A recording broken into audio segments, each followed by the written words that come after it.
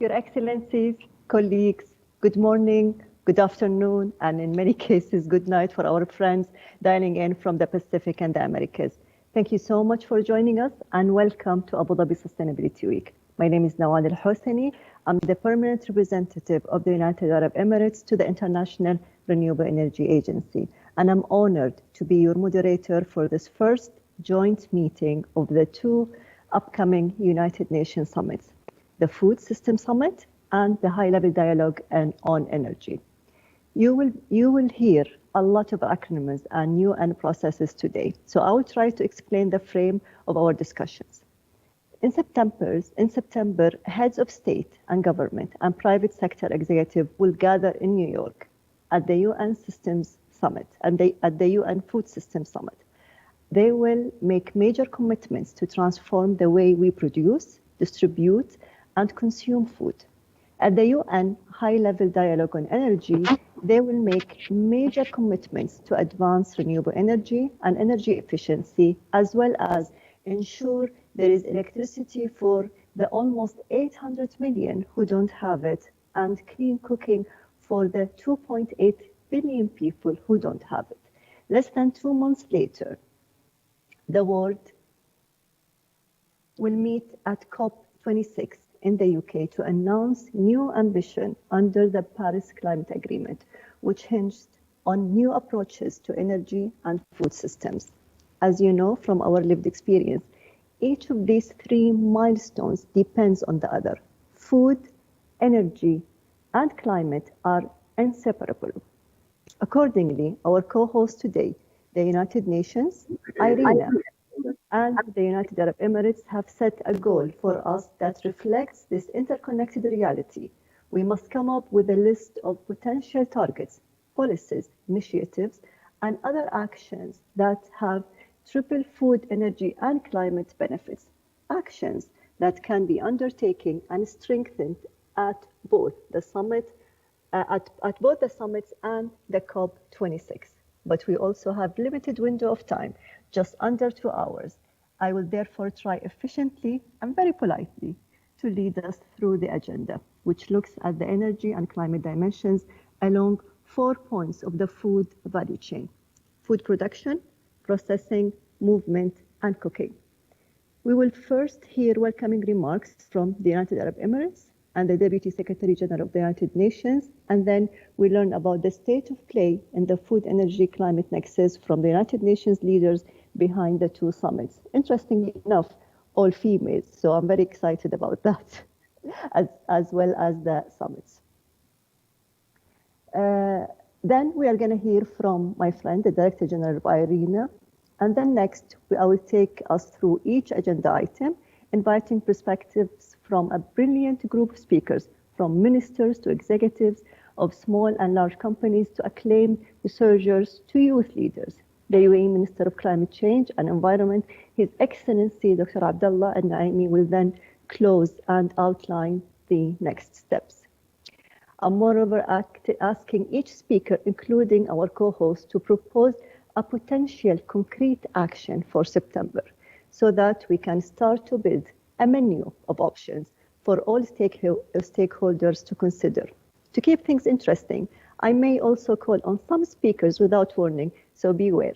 To jump right into it, I will now hand over to Her Excellency Mariam Al-Meheri, the UAE Minister of State for Food and Water Security. Minister Al-Meheri, the floor is yours, and don't forget your proposed deliverable, please.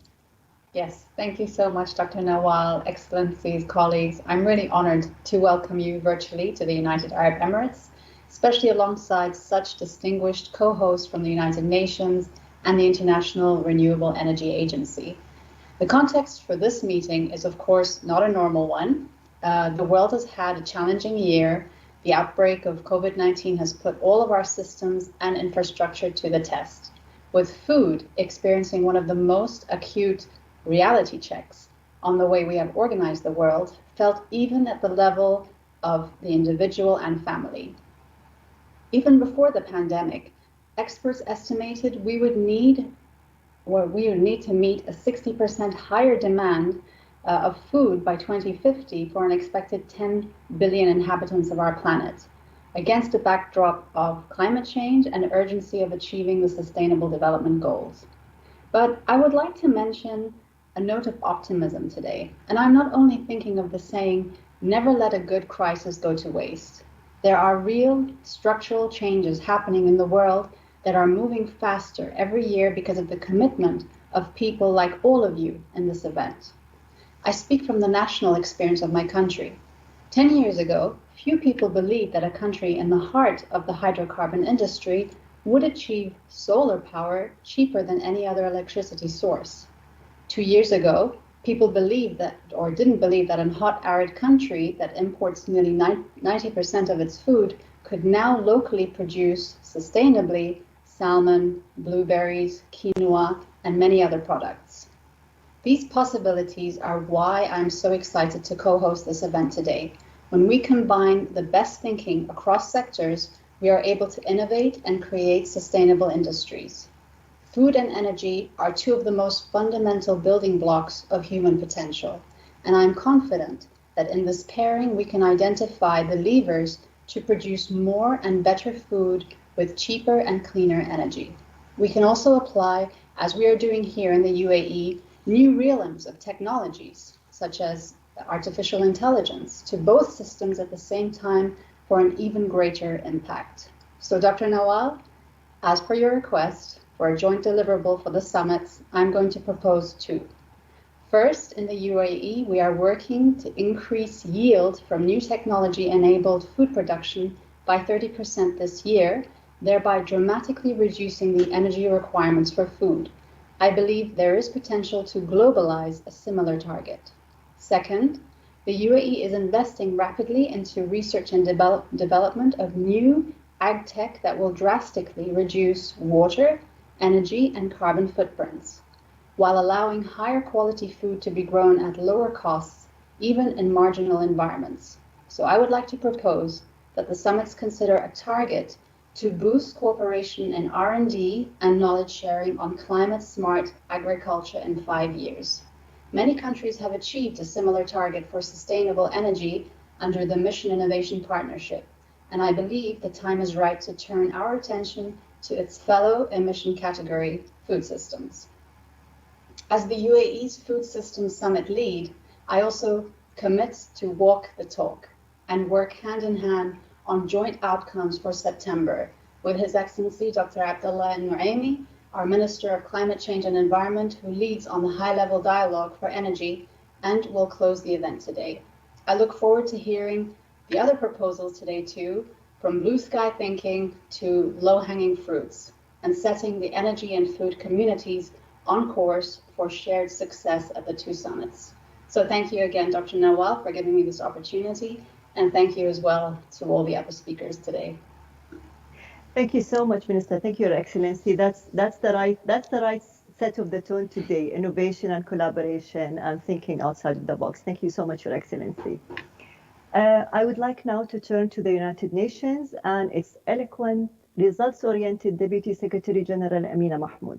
Excellency, you sit across both the Food System Summit and the High-Level Dialogue on Energy, and you are a driving force in the run-up to COP26. What are the factors we need to keep in mind as we move towards the summits? And do you have in mind a potential joint outcome that responds to the complexity and opportunity of the food, energy, climate nexus? Your Excellency. Excellencies, ladies and gentlemen, friends, thank you, Dr. Nawal, for your introduction. I'm pleased to join you in exploring synergies between the Food Systems Summit and the High-Level Dialogue on Energy. 2021 must be the year we bend the curve of COVID-19 and take decisive steps to limit temperature rise to 1.5 degrees Celsius above pre-industrial levels. Even before the pandemic, the world was struggling to eradicate poverty. Hunger was on the rise, inequalities were widening, biodiversity loss was staggering. The virus has thrown us even farther off track in our work of the SDGs. But pandemic recovery offers a chance to change course. Energy consumption of fossil fuels is responsible for the majority of global carbon emissions. At the same time, access to energy is essential for eradicating poverty, maintaining health, and empowering women. We need to ensure a just transition to renewable energy while providing sustainable energy services to the 789 million people currently without access to electricity and the 2.8 billion people lacking access to clean cooking solutions. At the same time, hunger and poor nutrition are on the rise. By 2050, the world will need to feed about 10 billion people. As with energy, there is a risk of making things worse. Food systems are currently associated with 30% of energy consumption and 29% of greenhouse gas emissions. Addressing this link is critical for enabling our planet to nourish a growing global population while ensuring a sustainable and prosperous future for everyone. And that is why the Secretary-General is convening the Food Systems Summit and the high-level dialogue on energy this year. The goal is to raise ambition and catalyze actions towards transforming how we produce, distribute, and consume both food and energy. The outcomes from these summits will provide a springboard for climate ambition for the nationally determined contributions and long-term strategies that are due by COP26 in Glasgow this year. I urge all countries, cities, businesses, and civil society actors, and especially women and youth, to fully engage in our efforts across the decade of action to advance the SDGs and achieve net zero emissions by 2050. I thank the UAE for their support, and I wish you a truly fruitful discussion. Thank you. Thank you so much, Your Excellency. Thank you so much, Your Excellency, and your net zero deliverable is duly noted. I would now like to give the floor to two more amazing women from the United Nations who are respectively leading or co-leading the preparation for the summits in September. Dr. Agnes Kalibata, you are the Secretary General's Special Envoy for the Food Systems Summit, and you have both been a minister in Rwanda and the leader of a major public-private initiative for agricultural investment. What is the ambition for the Food Systems Summit, and what are the deliverables that you think can resonate across the food, energy, climate nexus? Your Excellency. Thank you. Thank you, Excellency, for that question, and thank you for organizing this meeting that really has put a spotlight on the Food Systems Summit and is bringing another spotlight on the nexus between the Food Systems Summit and the energy. In terms of ambition, the Food Systems Summit was launched by the Secretary General even before COVID happened, recognizing full well that we are off track on a number of SDGs. We are off track on delivering on the agenda, the 2030 agenda that we framed for ourselves, as well as coming through on the critical issues that humanity needs. Now, for the last 5 years, hunger has been increasing. We have challenges of nutrition and malnutrition, and I could go on. So we have 5 major objectives. The first one is to ensure safe and nutritious food for all. The second one is to look at our consumption and consumption demands that result in 80% of our food, in a significant proportion of our food being wasted and really translating into 8% emissions. The third is ensuring that there's carbon neutral agriculture, that we don't contribute to emissions, because we know now we do. The fourth is really recognizing that there's a need for equitable livelihoods and inclusivity. And the fifth is to build resilience to shocks. Now, all those areas have a huge nexus with energy. Probably the biggest nexus, or the most important thing I want to bring out here is food systems cannot be optimized without energy across any of those areas. And I want to say that maybe one of the things we have, maybe why the reason our planet hasn't crashed today is because many of us have not yet figured out, especially in the part where I live, have not yet figured out how to use energy. Now, as we go forward and we look to optimize energy and we look to ensure that 50% of the people in the world that have no access to clean cooking energy, that the huge proportion of farming households, 500 million, that are suboptimally producing because they have no access to energy. How do we ensure that they have access to energy too, but clean energy? So So going into solutions and looking at solutions that have an access to energy, I want to recognize one of our partners, Rockefeller Foundation, has just launched a Green Recovery Fund that looks at the agricultural sector and the food systems, but is really looking to reduce and to remove carbon-related energy from agricultural systems to just ensure that it becomes greener. That's a huge opportunity for farming communities. And there are going to be many more. My commitment to this meeting that really is mobilizing solutions is the process that we have created, the food systems summit process that we have created, has a huge number of experts on board. We have these action tracks, we have scientific groups.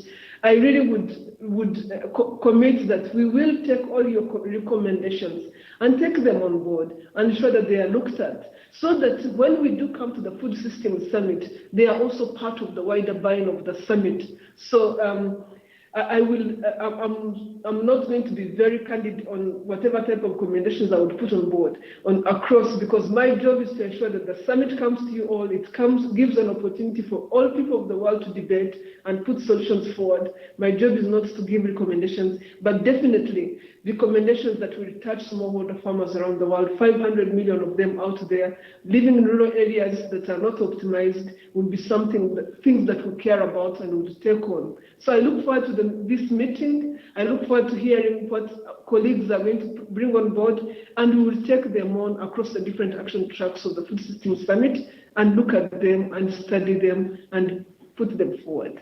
Thank you. Thank you so much, Your Excellency. Thank you very much for this very candid and clear direction.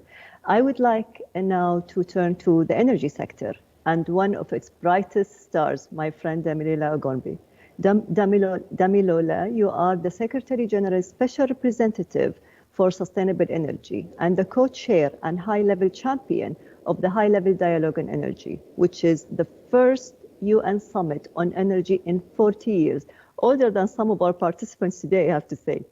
You are also the CEO of the Sustainable Energy for All organization, and you previously ran the Nigerian Rural Electrification Agency at the heart of energy and agriculture.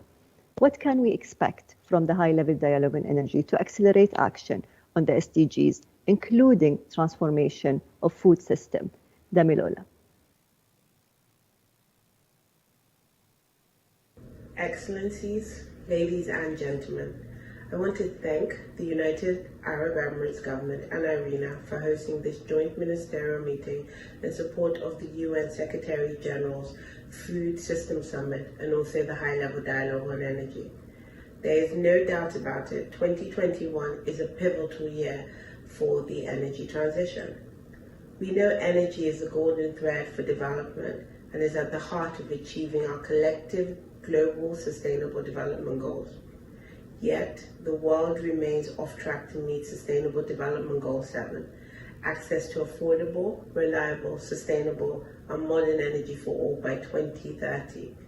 789 million people globally still lack access to electricity, and 2.8 billion people, over a third of the world's population, are unable to cook cleanly and safely.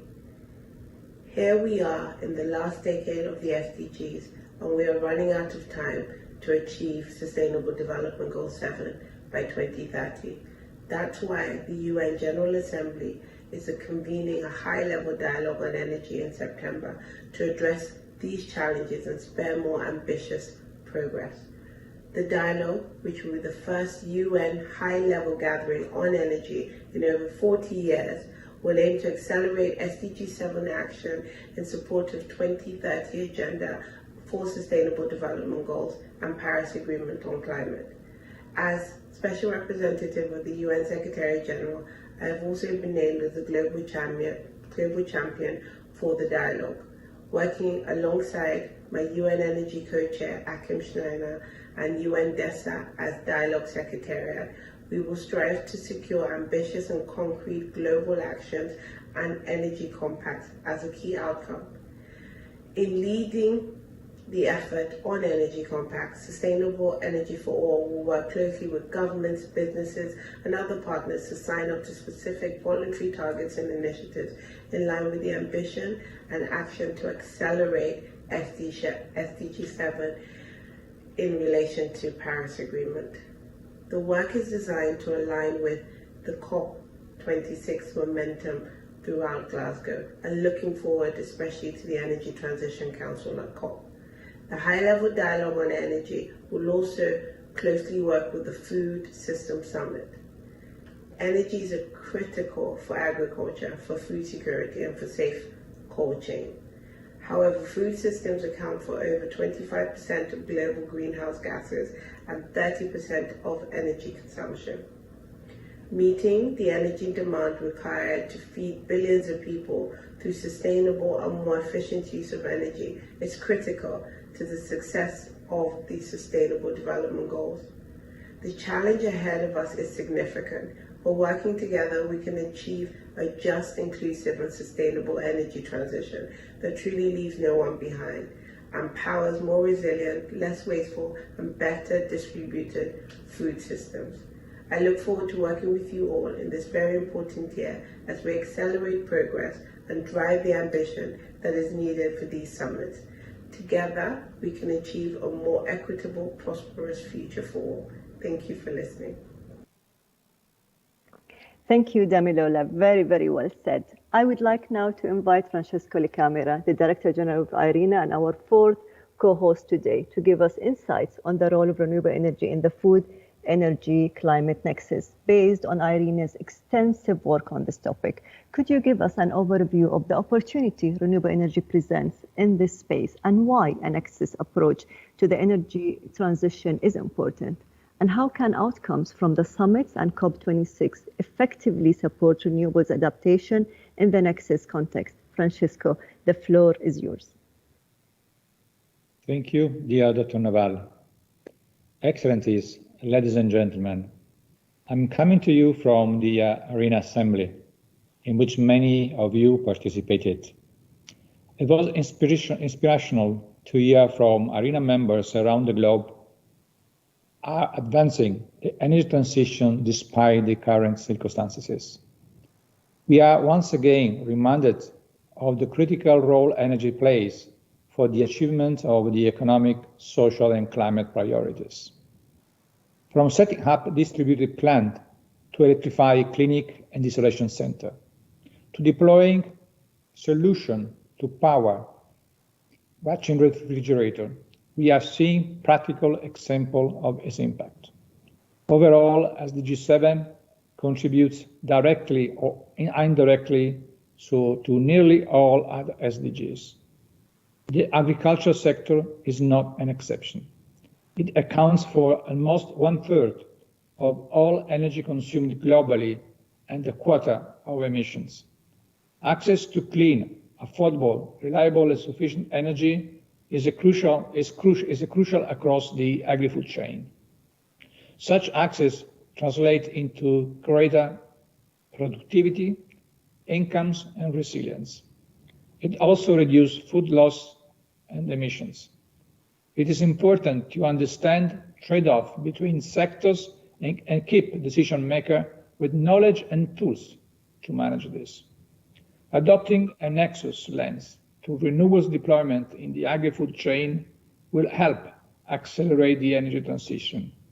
At the same time, it can ensure that bioenergy, whose share in total primary energy could increase from 5% to 23% in 2050, is produced in environmentally, socially, and economically sustainable ways.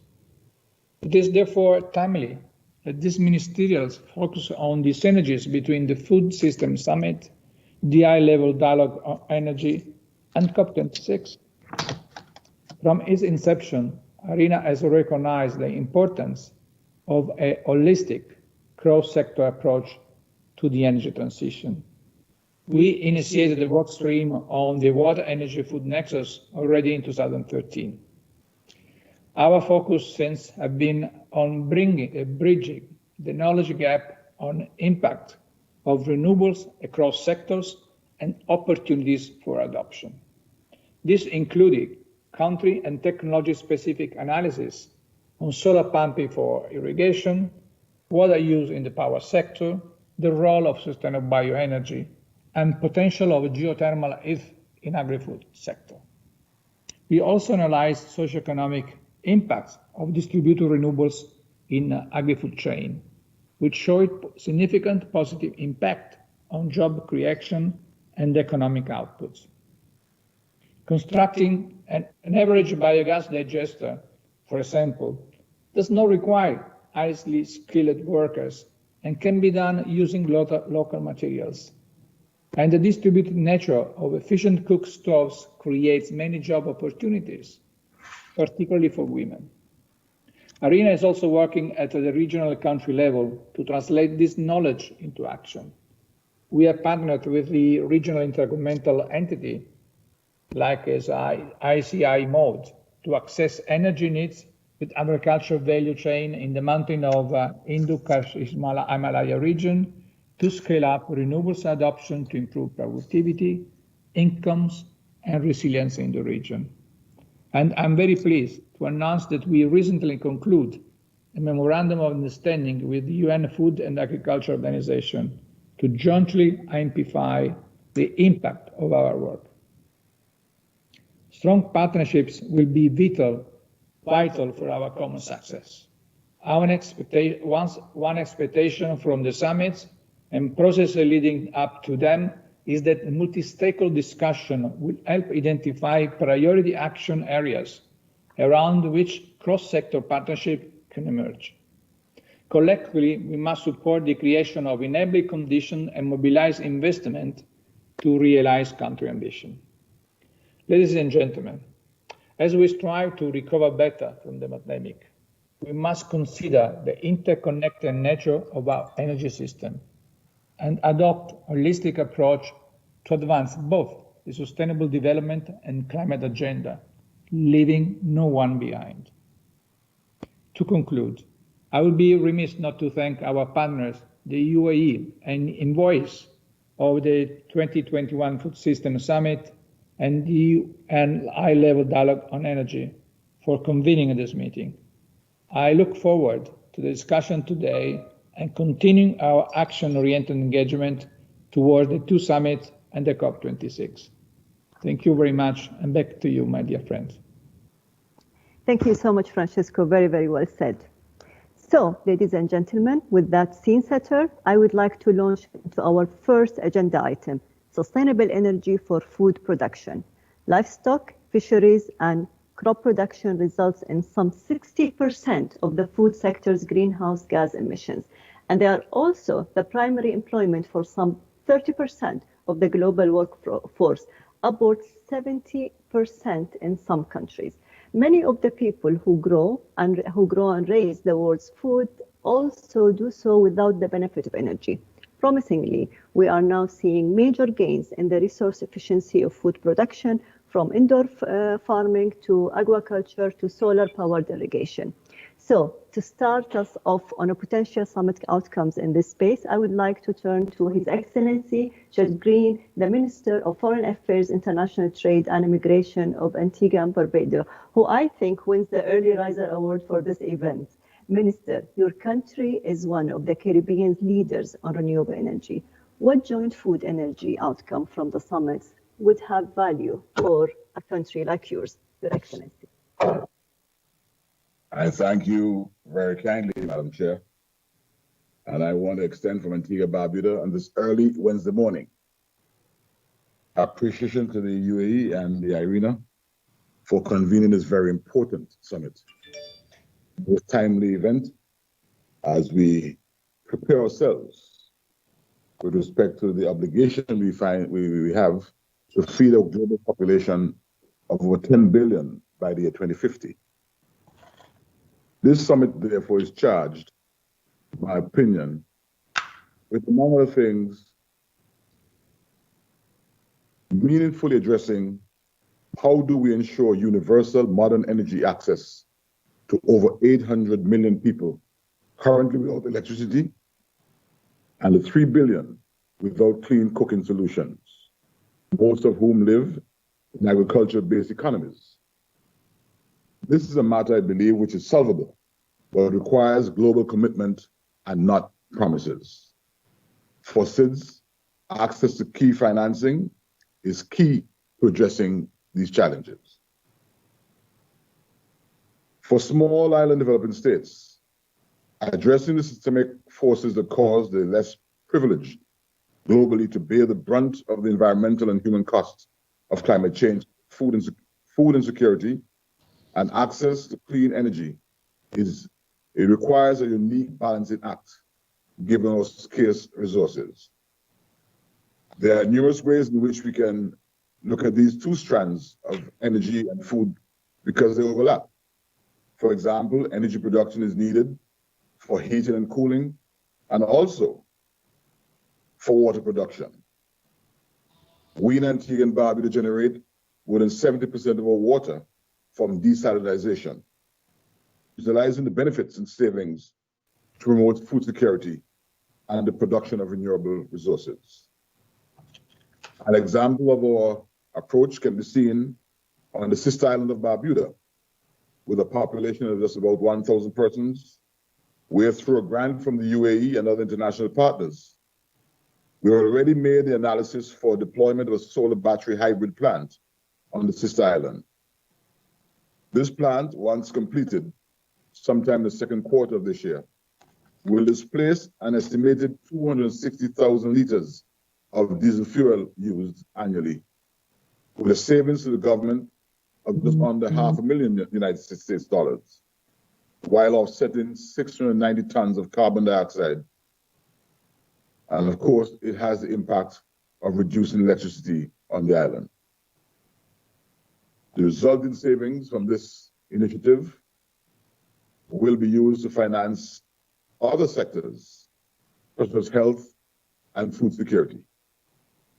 Again, Madam Chair, we in Antigua Barbuda take great pride in being a part of today's summit, recommit to the global efforts with respect to food security and the variations in energy consumption and other energy patterns.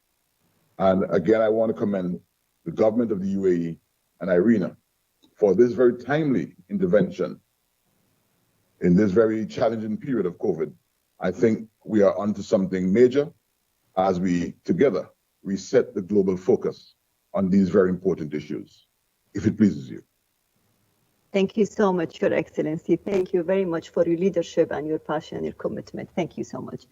I will cross the Pacific Ocean now to His Excellency William Dar, the Secretary of Agriculture in the Philippines. Secretary Dar, you have focused on R&D and stakeholders' participation in your work on primary food production. What do you see as the priorities for the summits? Your Excellency. Yes, thank you, Dr. Nawal, and thank you to the co-host and all the delegates of this meeting. A pleasant day to you all. I will not bore you with the statistics and reasons why we need to elevate our food security plans and programs globally. Changing the cycle and patterns of the twin whammies of hunger and malnutrition means adopting an upgraded perspective about agriculture and farming, which would represent a break from the traditionally extractive practices of monocropping and exploring other food sources and food systems. In the Philippines, we are vigorously disseminating and practicing a new thinking for Philippine agriculture, diversifying and modernizing the food system, force us to apply science-based approaches in farming, especially in an age of extreme weather conditions and degraded ecosystems. The work of seed and crop scientists in developing crop varieties that are adaptive and resilient to current conditions and that provide humans' sufficient dietary needs will be life-saving in regions that need them most. Engineers should channel efforts and technical expertise for mechanization, irrigation, and efficient energy use. Renewable energy must be put in place now and in the future.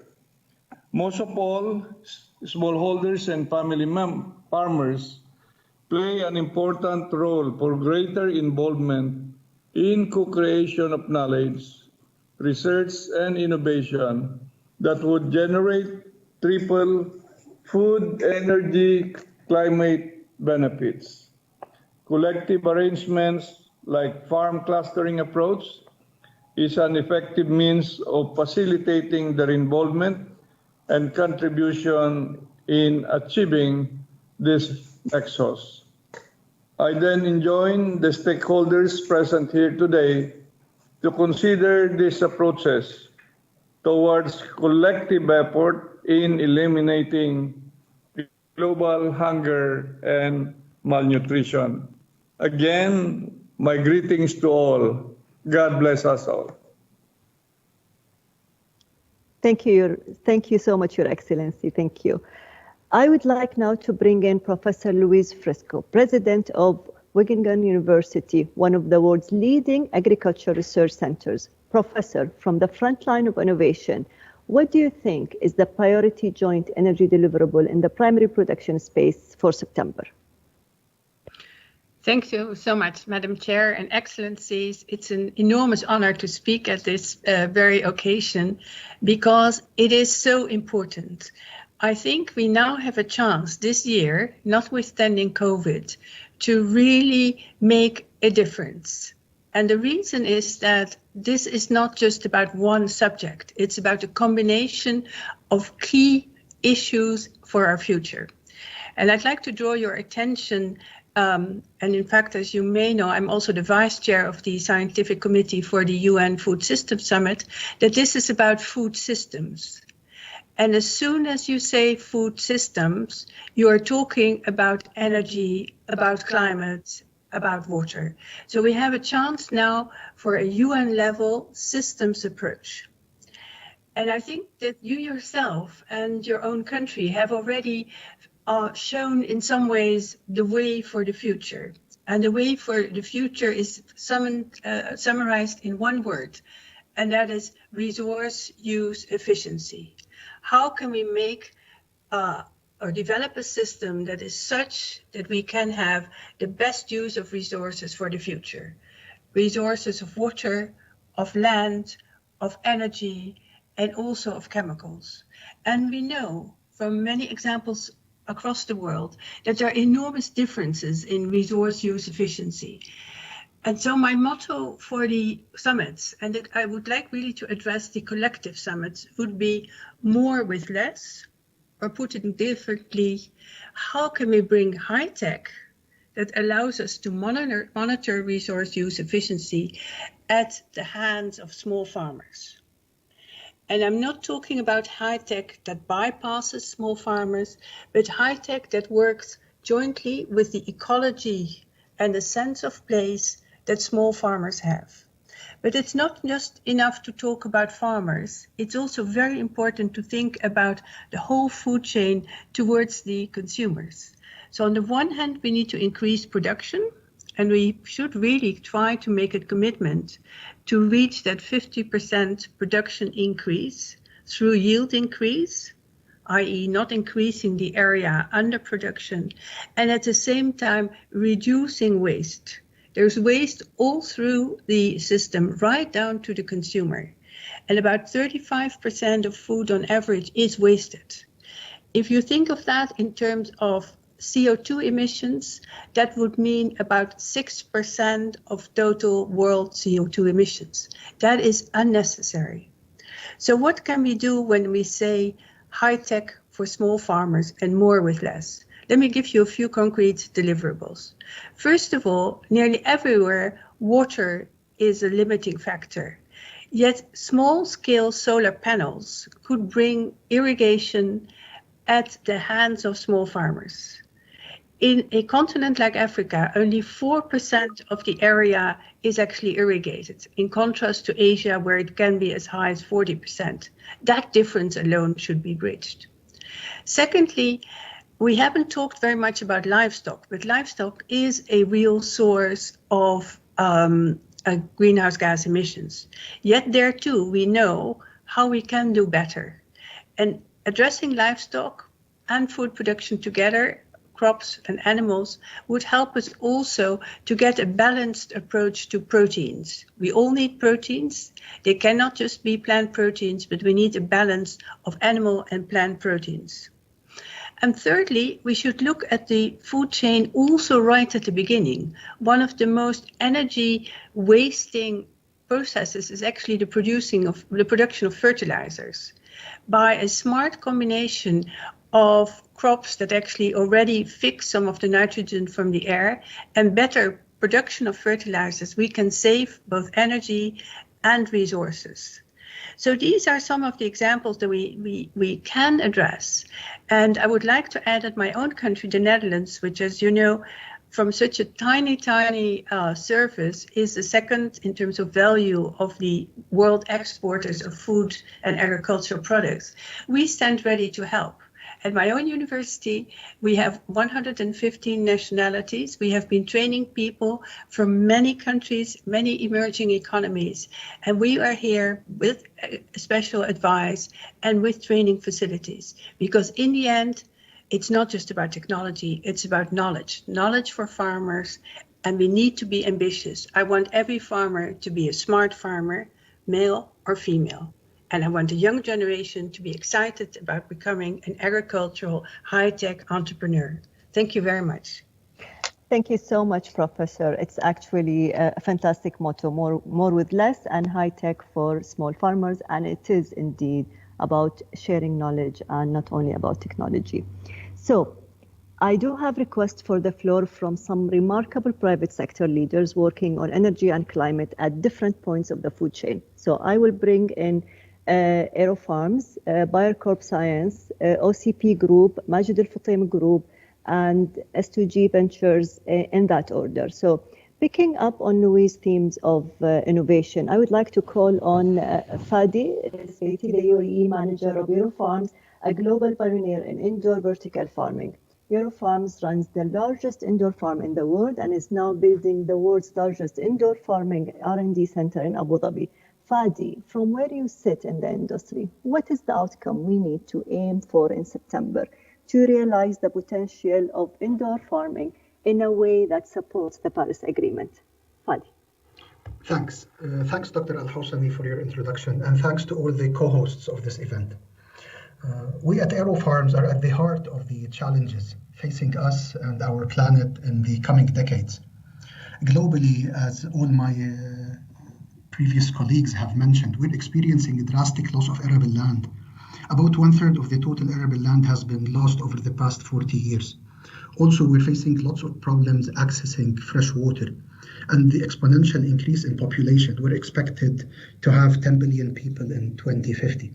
And most of these people will be concentrated more and more around megacities. These trends will both increase demand for food as well as increase the carbon emissions for transportation, storage, and waste of food produce. Given the rapid need for solutions, we advocate for the agriculture industry to create and adapt and follow evidence-based benchmarks for productivity per liter of water, productivity per unit of energy, food mileage and waste metrics along the supply chain.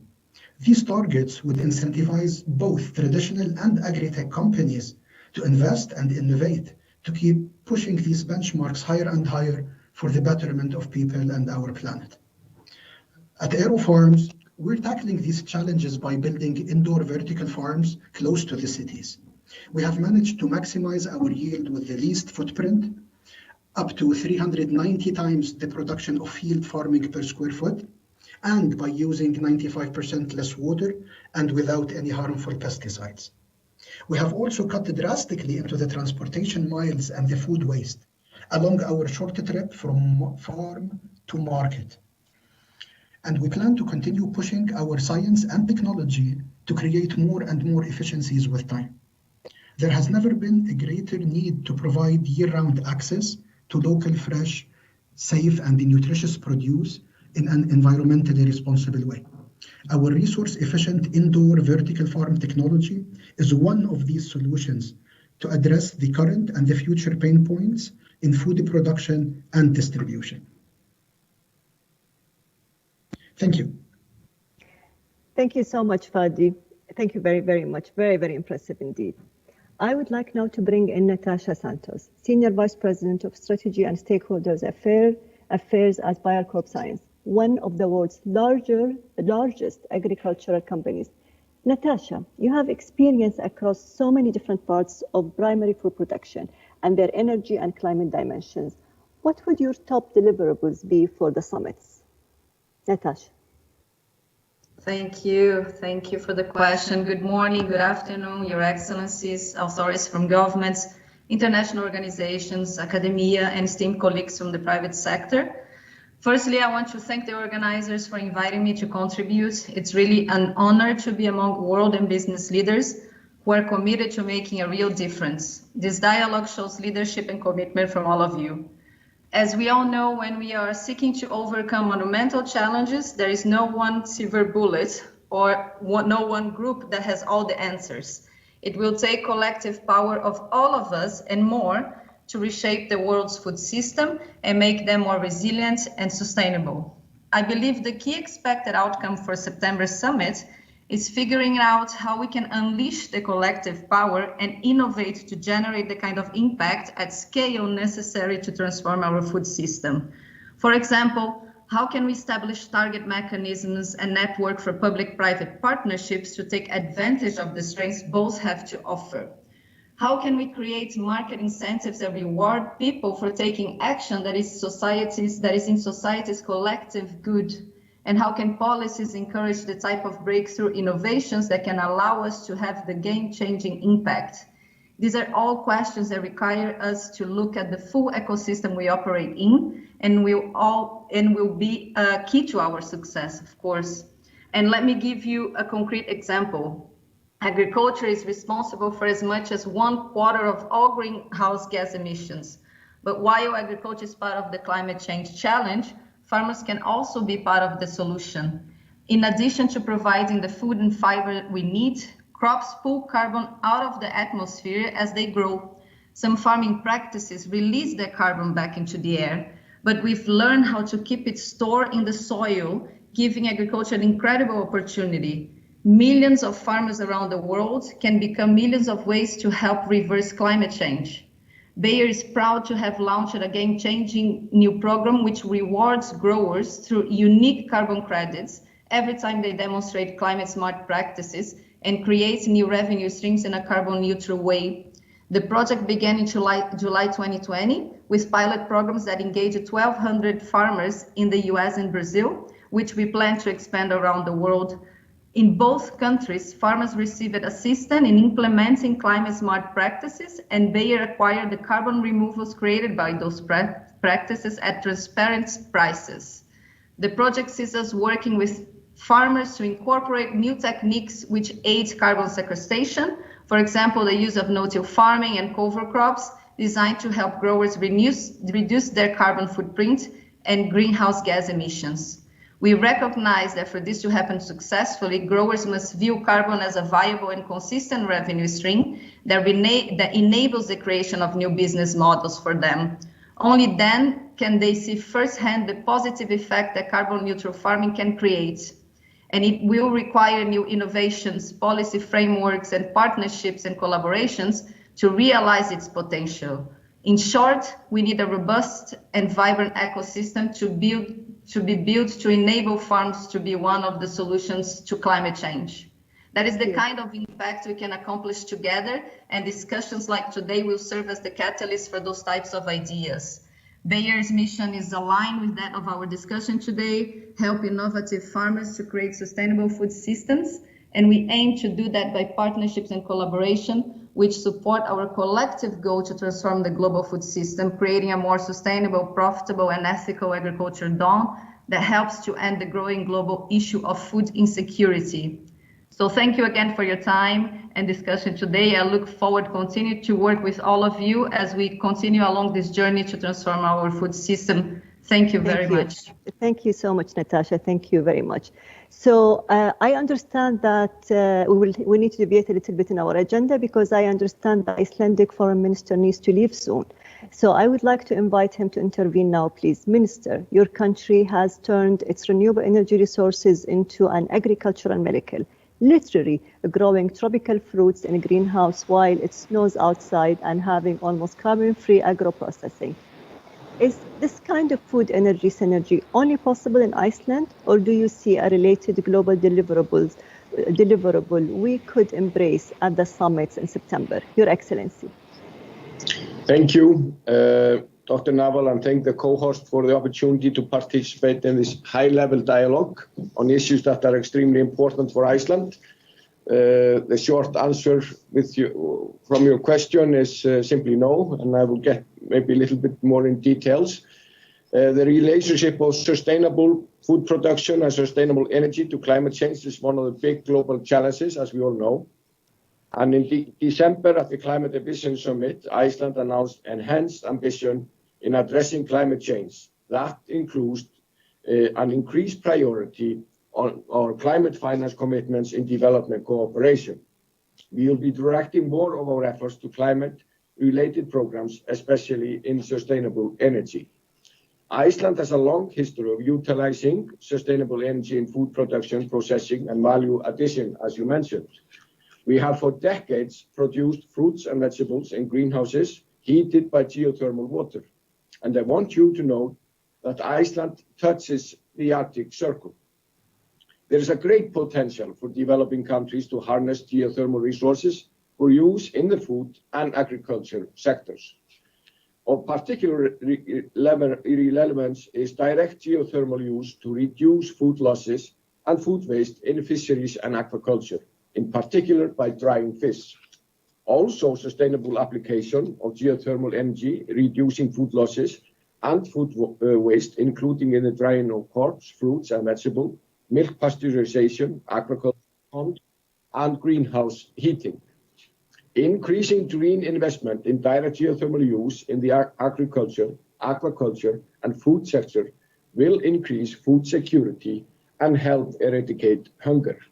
We therefore propose that the Food System Summit and the high-level dialogue on energy addresses the need for an increased focus on green investment in direct geothermal use in agriculture and aquaculture to increase production and to minimize food waste. Thank you. Thank you so much, Your Excellency, for being with us, given how fixed your schedule is. So thank you for your time, and I understand you will need to exit soon, so we fully understand. Thank you. Back to our agenda. I would like now to turn to Hanan Murshid, the Senior Vice President for Sustainability at the OCB Group, one of the world's largest fertilizers companies. Hanan, how is OCB balancing the huge demand for fertilizers, especially when we try to meet the 60% increased demand for food by 2050, with the urgency of the Paris Agreement? And what does that balance mean in terms of deliverables for the summit? Hanan. Thank you very much for your introduction. Excellency and honorable attendees, I'm highly honored to contribute to such an inspiring discussion. Indeed, fertilizers are key inputs to agriculture and at the core of the food production in general. Without fertilizers, we would only produce half of what we produce today. This is why at OCP, as custodian of the world's largest reserves of phosphate and the world's first producer and exporter of fertilizers, present across the 5 continents, our mission is feeding the soil to feed the planet. We are committed to ensuring food security and strengthening resiliency across the entire agriculture and food value chain, while setting the ambitious target for a net zero carbon journey by 2040. Over the past few years, we launched many farmer-centric programs in different countries across Africa, such as the AgriBooster and School Labs, based on an ecosystem approach to smallholder farmer development by offering an end-to-end value chain solution. During the COVID-19 crisis, we collaborated with local cooperatives and smallholder farmers to preserve livelihoods and maintain access to market. We also worked closely with different stakeholders to increase impact. I seized the opportunity to congratulate the World Business Council for Sustainable Development on their efforts fostering bold collective actions to address the challenges faced during the COVID-19 outbreak and providing areas of improvement and enabling environment for food system transformation. And that I highly recommend you to check their COVID-19 vital supply chain issue brief. Sustainability and production stewardship are key in our strategy. We are committed to achieving carbon neutrality by 2040 and halve our carbon footprint by 2030. Over the last decade, we tripled our fertilizer production while keeping our direct carbon emissions at the same level. Today, 86% of our electrical energy consumed is clean. 3 out of 4 mines are 100% fed only by wind energy. And we aim to cover 100% of our electrical needs with clean energy by 2030. We are also working on solar farms and proven solar drying technologies for phosphates to replace fossil fuels in the mining activities. Moreover, we are developing through our renowned university, Mohammed VI Polytechnique, several research projects and an industrial pilot platform to produce green hydrogen and green ammonia. Last but not least, to adapt to climate change, water efficiency is a key lever. 30% of the water that we consume comes from treated urban wastewater and desalinated seawater using clean energy as well, with the target of covering 100% of our water needs with these unconventional resources by 2030. Thank you for inviting me again, and thank you for your attention. Thank you so much, Hanan. I now would like to turn to Brahim Zabri, Chief Sustainability Officer of the Majid Al Futtaim Group, one of the largest holding companies in the Gulf region, notably with a major supermarket portfolio. Brahim, based on your company's work, what dual food energy deliverable do you see as essential for the summits? Brahim. Thank you very much, Dr. Nawal, and great to see you, and hope everyone is well and safe. Your Excellencies, colleagues, in my group, we work with 2 main stakeholders. We work with the demand side and the supply side, and we've been managing a crisis when it comes to food security and food supplies in more than 17 countries. So we had to come up with innovative solutions to work with small size farms and big size farms. Having said that, one of our main objectives on sustainable and local procurement is to invest more on the technologies of farms and food and bring it closer, and to find the link between climate change and climate action, as well as our commitment in net zero and our food production industry and investment. Hence, we started investing in in-store hydroponic farms where we saved more than 90% of the water, as well as we eliminated the transportation of goods. But most importantly, what I would like to say here for colleagues, listening to my colleagues from the private sector and listening to the excellencies of the government representatives and the excellencies, the ministers, there is a huge well to invest in food security and to invest on food solutions, as well as looking at the food and the farmers as part of the climate action. And we all agree on that. We believe that part of the great reset post-COVID-19 will be a huge investment on sustainable finance and sustainable agriculture. And there is a great opportunity for public-private partnership. I would like to invite everyone using the September summit to look at initiatives that we can launch and build on initiatives and a project that already exists. We at Majid Al Futtaim, we are allocating the investment on food tech and agriculture, agri-tech as one of our main priorities to invest not only to provide our stakeholders with food security, but also as one of the solutions that we will use for climate action. Thank you very much. Thank you so much, Brahim, and it's very inspiring to hear all this very innovative and pioneering work from Al-Futtaim Group. Thank you so much. So to conclude this agenda item, I would like to call on Sanjeev Krishnan. He is the Chief Investment Officer and Managing Director of S2G Ventures, one of the top venture capital funds in the world for food and agriculture. Sanjeev, your job is to look into the future of food and invest in the next big things for better systems. What do you need to do at the summit to realize that future faster? Sanjeev, please. Thank you to the co-host and our moderator for inviting me to represent S2G Ventures here today. As we gather, we're living in complex and complicated times. We're coping with a pandemic that is bringing death and economic destruction to many parts of the world. We're also seeing unprecedented innovation breakthroughs in RNA that is bringing a vaccine in record speed. Just like the vaccine, I am hopeful that science and new innovation will bridge us and bring us to the global food system of the 21st century, one that is more resilient, more healthy, and more sustainable. However, we need to invest in that innovation, and that gap is currently still too wide. In the US, we spend 10x on healthcare compared to food system innovation. Food and ag tech represents only 2 to 3% of total VC investments. This gap in funding, though, is an economic opportunity. The food system is the number one employer in the world. Agriculture alone accounts for 26% of global employment and $5 trillion in GDP. All 7.7 billion of us eat. Innovative and profitable food and ag tech solutions exist to solve two of our greatest global challenges, climate change and our approach to human health. In the past 6 years, S2G has catalyzed $3 billion in food and ag tech innovation to create a more sustainable and healthy food system. We challenge private markets to catalyze another $10 billion over the next 3 years in global food tech and ag tech to build a 21st century food system. S2G will contribute to this growing innovation funding ecosystem, a food system that can bridge us by supporting healthier people and communities, fostering more sustainable and profitable farm operations, and a food system where the farmers and consumers are on the front line of improving planet health and human health. Thank you again.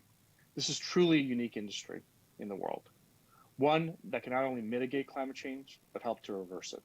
We look forward to working with you in the months ahead to develop concrete actions to catalyze another 10 billion over the next 3 years in the global food system.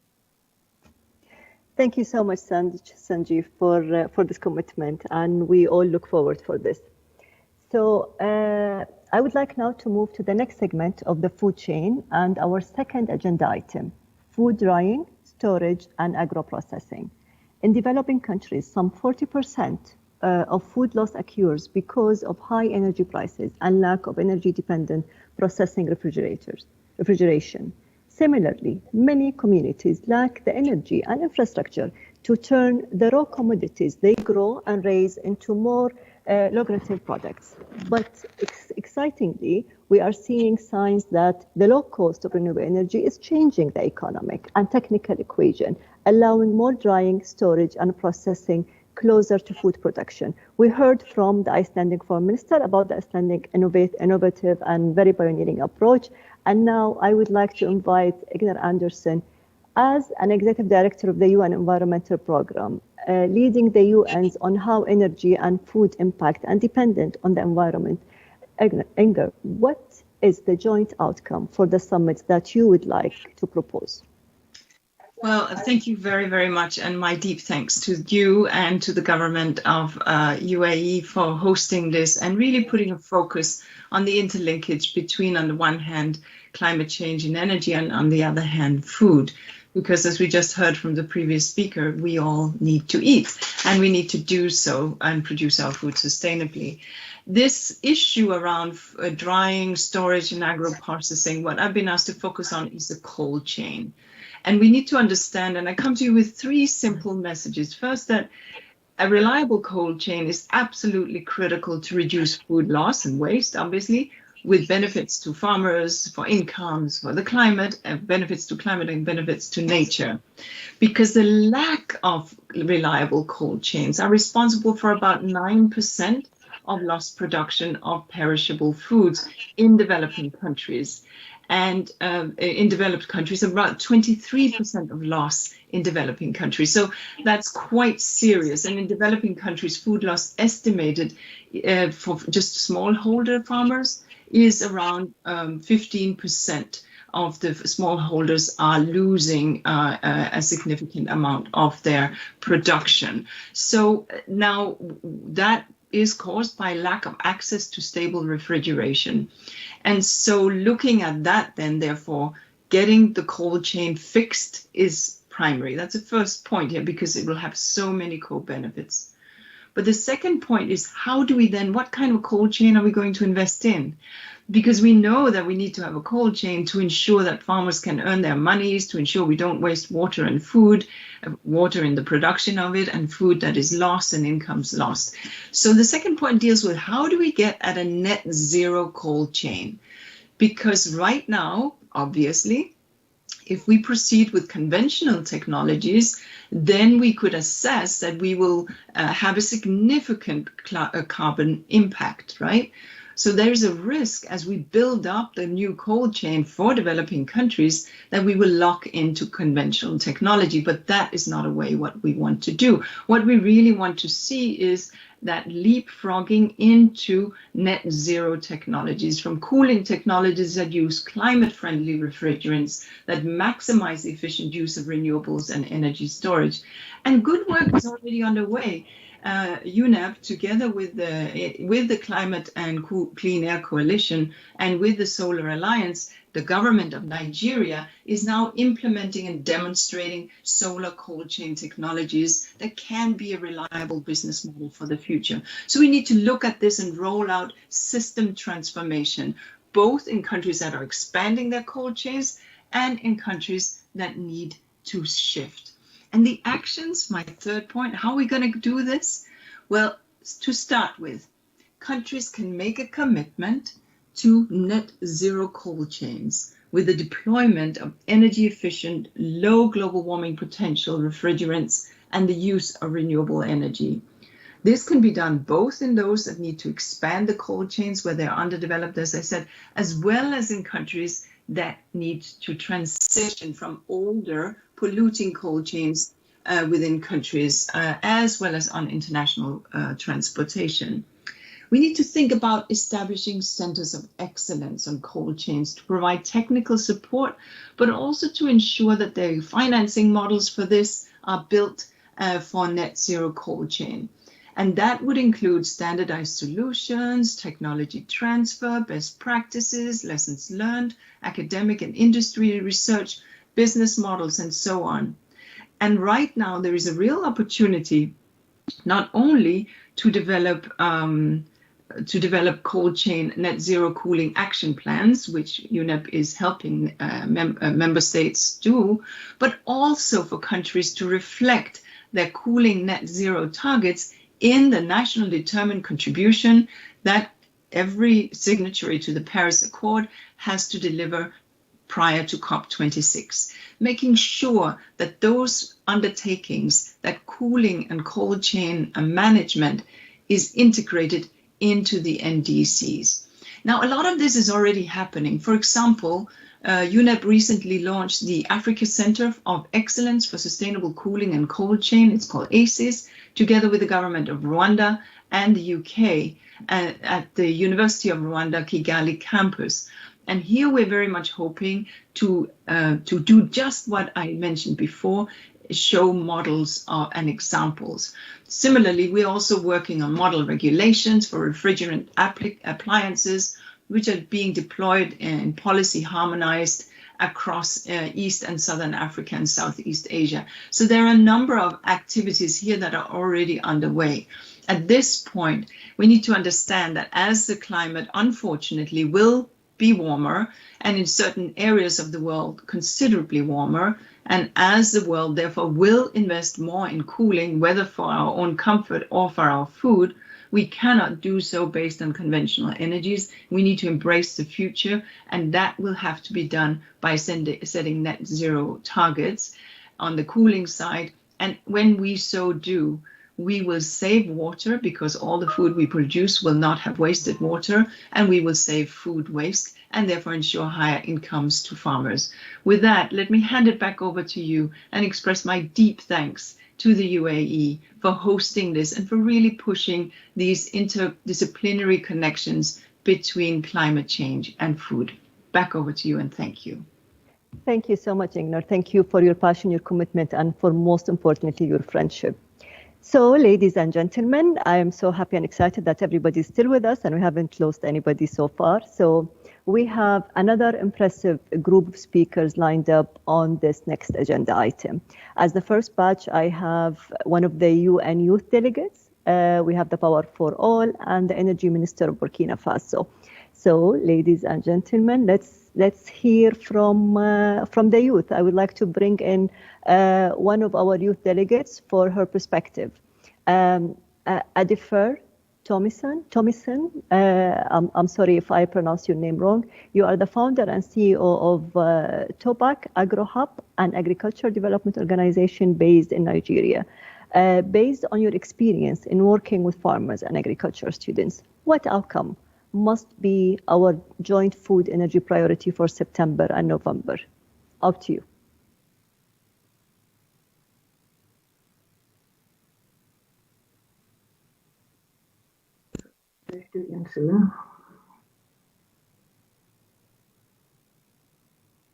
I can now see a slide, so I should be in. Okay, Your Excellency, Hagat, very nice to see you are actually in. So we are gonna a bit of a change in the agenda. We were under the impression that you were delayed in your previous meeting. So can you hear me? Yes, excellent. So we are going to go back to our youth speaker, but we would start with the International Fund for Agriculture Development. Mary Haga, you have a perfect CV for this event. You are the former Nigerian Energy Minister who is now the Associate Vice President of IFAD, the UN Investment Fund for Rural Areas and Food Security. Excellency, what do you see as the most important deliverable in this issue area? Well, thank you, Dr. Nawal, and thank you to the co-hosts, and sorry for the mix-up that we had. Absolutely. We know it's a very busy time for everybody, and we're very grateful for the time that you are giving to us. Please. Well, I think the time difference probably caused the problems, but now we're here, so I'm delighted to be on. All right, so IFAD, the organization I'm working in, remains the only UN agency and multilateral development institution that focuses exclusively on transforming rural economies and food systems. So I will answer your question from that lens, if you permit me. IFAD's policy message in the food system summit context is to focus on helping rural poor, combining productive farming with off-farm activities. To get out of poverty, more rural people should be given the opportunity to become what we call agri-food entrepreneurs with a diversified income. You know, more than 80% of value creation in food systems take place beyond the farm gate. So just as feeding the world requires more than increasing food production, the pathway out of poverty for the rural poor will require them to branch out beyond food production into food processing, food distribution, and retail. The world's 500 million small-scale farms are at the core of the food system. They produce half of the world's calories. People tend to forget that. But most of them cannot make a decent living from farming. So we need to put these farms, these farmers and their families center stage to achieve two things: get more people out of poverty and make sure we produce enough nutritious food in a sustainable way to feed a growing world population. There is no quick fix, but a few obvious things needs to be done for small-scale farmers. And just very quickly, we need to develop community-based renewable energy technologies. These need to be available. IRENA has an important role to play in that. Finance needs to be available. Donors and financial institutions need to step up. Access to digital technologies is a prerequisite. The private sector needs to see both the potential and their responsibility to support. And let me be very clear, we won't succeed unless we give priority to youth, women, and indigenous people. These groups are the ones that will be the agents of change that are needed. So just to finish up, in the Food Systems Summit organizational structure, IFAD is the UN anchor organization for what is called Action Track 4, Advancing Equitable Livelihoods. We are dedicated to identify the top game-changing solutions that will help ensure food system transformation and that they take into equitable livelihoods. So we welcome creative, innovative, effective solutions, and I'm sure that there are people around this table that can help us. So we are eager to discuss further. Please get in touch. We need all good forces coming together. Thank you very much. Thank you so much, Marie. It's a very clear message that what we need is more inclusivity, more collaboration, because everybody is sharing the willingness and the passion and the commitment. So back to our youth delegates for her perspective. Adifer, please, can you please, again, I'm going to repeat my questions in case you need to refresh it. Based on your experience in working with farmers and agriculture students, what outcome must be our joint food energy priority for September and November? Please.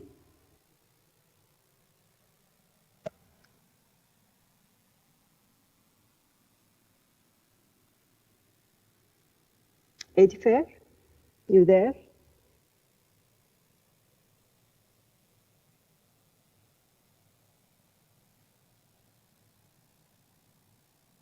So I guess,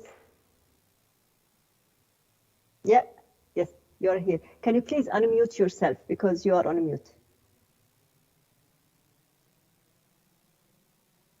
Perfect. Good morning, good afternoon, everyone. I want to say thank you to you, Laura, and I see it as an opportunity. Can you please speak a little bit louder because you are not very clear? If you can please speak a bit louder, please. Okay. Good morning, good afternoon to everyone. I want to say thank you to the host, Dr. Laura, high-level summit. My name is Tomisi Adefare. I am from Nigeria and the founder of Food Packers Go, an agricultural development organization born out of the desire to alleviate challenges facing small and medium-sized enterprises, youth and then farmers through research and community development projects. Talking about food in food security, speaking on behalf of youth, rural youth constituency. So talking about youth involvement in food security, many youths, especially in the rural areas, are involved in agricultural value chain in various aspects such as research, extension, and then agricultural enterprises. So promotion of youth-led renewable energy enterprises will help to tackle the issue of youth employment and as well as for sustainable development. So the rural youth need an enabling environment for successful and continued implementation of the activities in the energy nexus value chain. Talking about the team, post-harvest loss is one of the major challenges facing youth farmers, especially in rural parts of Nigeria. And attempts have been deployed to tackle this problem through cold value chain system, which helps to boost the shelf life, to enhance farmers' income, and also to improve their overall livelihood. while mitigating climate change. So, however, access to knowledge, education, and funding, and lack of inclusion in policy making remains the biggest challenge facing our work as a rural youth. So, as a deliverable for this summit and as a representative for rural constituency, we call upon the stakeholders to recognize the importance of the work of small and medium-sized enterprises, youth, and farmers, and commit up to 50% of their investment in projects towards building the capacity and creating awareness on productive energy powered system, e.g. cold rooms for food storage, drying, and agro-processing that will significantly improve the livelihood of rural youth by reducing post-harvest losses. So with this, I would like to say thank you for this opportunity once again to contribute to the discussion. Thank you so much for your input and insights that are extremely valuable, and I have no doubt that they were very, very well noted. Thank you. I turn now to Power for All, and it's the Chief Campaign Officer, William Brent. William, Power for All brings together hundreds of organizations to achieve universal energy access focused on distribute renewable energy. You are known for convening different sectors to resolve hurdles to access. What do you have in mind for the summits? William? Yeah, thank you, Dr. Nawal, and my thanks and congratulations to the co-host for convening this important dialogue. And while the focus of today's dialogue is on the critical link between SDG 2 and SDG 7, our success in bringing the two together will ultimately be about whether we can achieve SDG 17, the creation of multi-stakeholder partnerships to mobilize and share knowledge, expertise, technology, financial resources, and to encourage and promote effective public-private, and civil society partnerships. So through our global Powering Agriculture campaign and by working closely with national and subnational partners, Power for All is already working to create these partnerships, starting with the launch of what we call a collaboration accelerator in Uganda late last year. This platform represents an intersectoral and multi-stakeholder ecosystem bringing together government agencies responsible for food, water, energy, labor, funders, private industry, UN agencies, civil society, and research to identify barriers to scale and to prioritize and accelerate the necessary actions to remove those barriers. For example, how do we address the main obstacle, affordability, and what are the specific financial mechanisms, business models, technology innovations needed to make clean energy solutions for milling, drying, cold chain more affordable to smallholder farmers and farm clusters?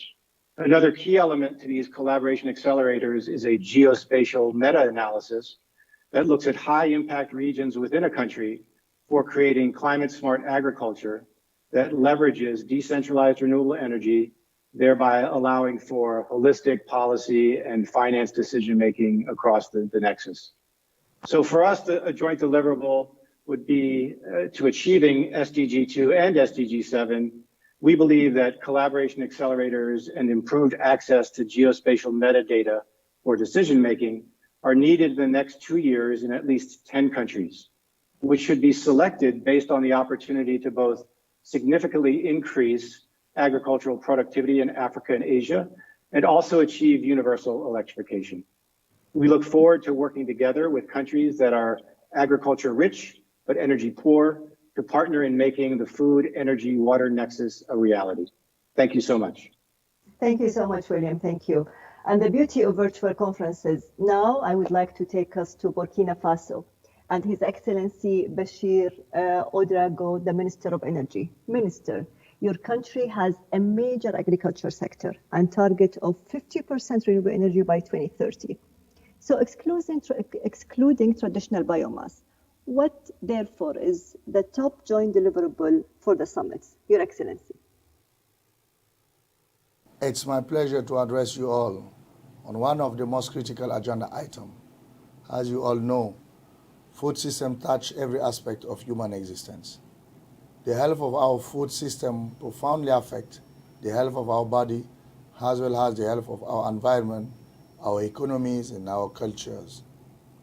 When they function well, food systems have the power to bring us together as family, community, and nation. Today, my address will focus on promoting renewable energy for food storage, refrigeration, drying, and agricultural product processing. In Burkina Faso, roughly 80% of the population live from agriculture. This large majority of our population living from agriculture loses about 40% of their food production after harvest and during the entire supply chain, mostly because of lack of food processing, inadequate refrigeration, and expensive energy supply. In Burkina Faso, we have one of the highest costs of the kilowatt hour in sub-Saharan Africa due to the fact that 50% of our electricity is imported and another 30% is coming from fossil fuel. At the same time, with a unique position, we can divide by 4 the cost of the kilowatt hour when we are using solar technology. So developing solar will enable increased revenue as well as higher socio-economical development for our rural and vulnerable population. Also, the lack of proper refrigeration infrastructure is the main cause of food loss. Therefore, it is urgent to promote decentralized and cost-efficient refrigeration infrastructure, mainly in rural areas. Based on these observations, a significant attention should also be given in developing decentralized processing and storage infrastructure using renewable energies. Therefore, I would suggest to members the following 4 objectives. Commitment to bring distributed renewable energy into areas with high food loss and ensure that 50% of reduction by 2030 through public-private partnership. Connecting every existing mill agro-processing facility to renewables by 2030. Reducing by 50 the food loss due to the lack of renewable power refrigeration in sub-Saharan Africa in the next 5 years. Providing low-cost financing to enable rural agro-businesses to acquire energy-efficient food processing system and storage equipment and infrastructure. It's only through coordinated effort to invest in renewable energy that will achieve better food security and create positive and lasting change in our societies and economies. The technology is ready and the financing world is available and ready to finance. Therefore, I have faith in our ability to undertake bold initiatives on the structural shift needed to accelerate the Sustainable Development Goal achievement by 2030. Thank you very much. Thank you so much, Minister. I can take now 2 more interventions on this topic. So I'm pleased to bring in Sanko and WWF. I have also received a video message from the First Lady of Colombia. So Flex Church Brooks, you are the CEO of Sanko, a highly innovative social enterprise and a winner of the Zaid Sustainability Prize, a very special prize to my heart in the food category. Sanko forfeits food with life-saving micro countries to reduce malnutrition. You do this through a large network of small-scale flour mills throughout East Africa, many of which depends on expensive diesel fuel. From your experience, what should the summits be aiming to deliver? Felix? Hi. Hi. Hi. Can you see me? Thank you. So my organization, Sanku, has a singular mission to end malnutrition within our lifetime. Remember, malnutrition affects 2 billion people. One of the most cost-effective and proven methods to do this is what's called food fortification, literally making food, the staple food, stronger with micronutrients. Now, the problem in the developing world and where we work in East Africa, these nations are not fed by large food processors, but rather thousands of these small village-level flour mills. So what we've developed is not only a technology to do the job of fortification, but a business model that enables and incentivizes these millers to do this critical job. Already we're reaching millions of people, so this is definitely a sector and a method that needs to be continually invested in and scaled. Now, as we scale, we know that the majority of these small mills are going to be run on diesel, or currently are run on diesel fuel. So there's an opportunity for us to transition them to more renewable energy sources. And obviously, a very good one is solar power. So if we were able to transition these mills to solar panels, not only can they now power their mills through renewable energy, but they have less dependency on fossil fuels. There's a smaller carbon footprint, but also creates a financial incentive for these small mills. They no longer spend a lot of money on fuel. They have savings that they can put towards doing this critical job of fortification, which means mothers and children who most benefit from this have access to healthy, affordable, nutritious food. So as a community, really the challenge is, if we, over the next 10 years, can transition 100,000 of these small mills to solar and continue to equip them with the critical tools to do fortification, we will end malnutrition for approximately 100 million people. That is the challenge, and I'm very excited to talk about the solutions. Thank you again for this opportunity, and back to you. Thank you so much, Felix. I would like now to hear from WWF, the leading environmental organization. Mr. Campari is head of WWF's food practice, as well as one of the action tracks of the Food System Summit. Can you please tell us what renewable energy might mean for reducing food loss, and what can we do at the summits? Thank you for the kind introduction, and thank you to the UN and Irina for hosting this event and inviting me to participate. Thinking about food loss, there is a clear and obvious need to tackle issues in developing countries, like poor infrastructure, lack of refrigeration, and expensive and sometimes unreliable energy sources. The good news is that it can be done at reasonable cost. Basic post-harvest cooling and refrigeration can be delivered relatively cheaply, but making a big difference. Without having to retrofit or replace existing infrastructure, implementing renewable powered systems allows developing countries to leapfrog established polluting systems, investing directly in the lowest carbon footprint technology from the outset. It's important to point out that some of these investments should be shared costs. Technology companies and manufacturers, for example, can produce affordable units specific to smallholder needs. And buyers, retailers, wholesalers, and the hospitality industry can offer incentives to farmers. For instance, through contract mechanisms in purchasing agreements that reward the prevention of post-harvest loss and promote the adoption of renewables. We should also be thinking beyond fruits and vegetables and thinking about how these technologies could be applied to crops like palm oil.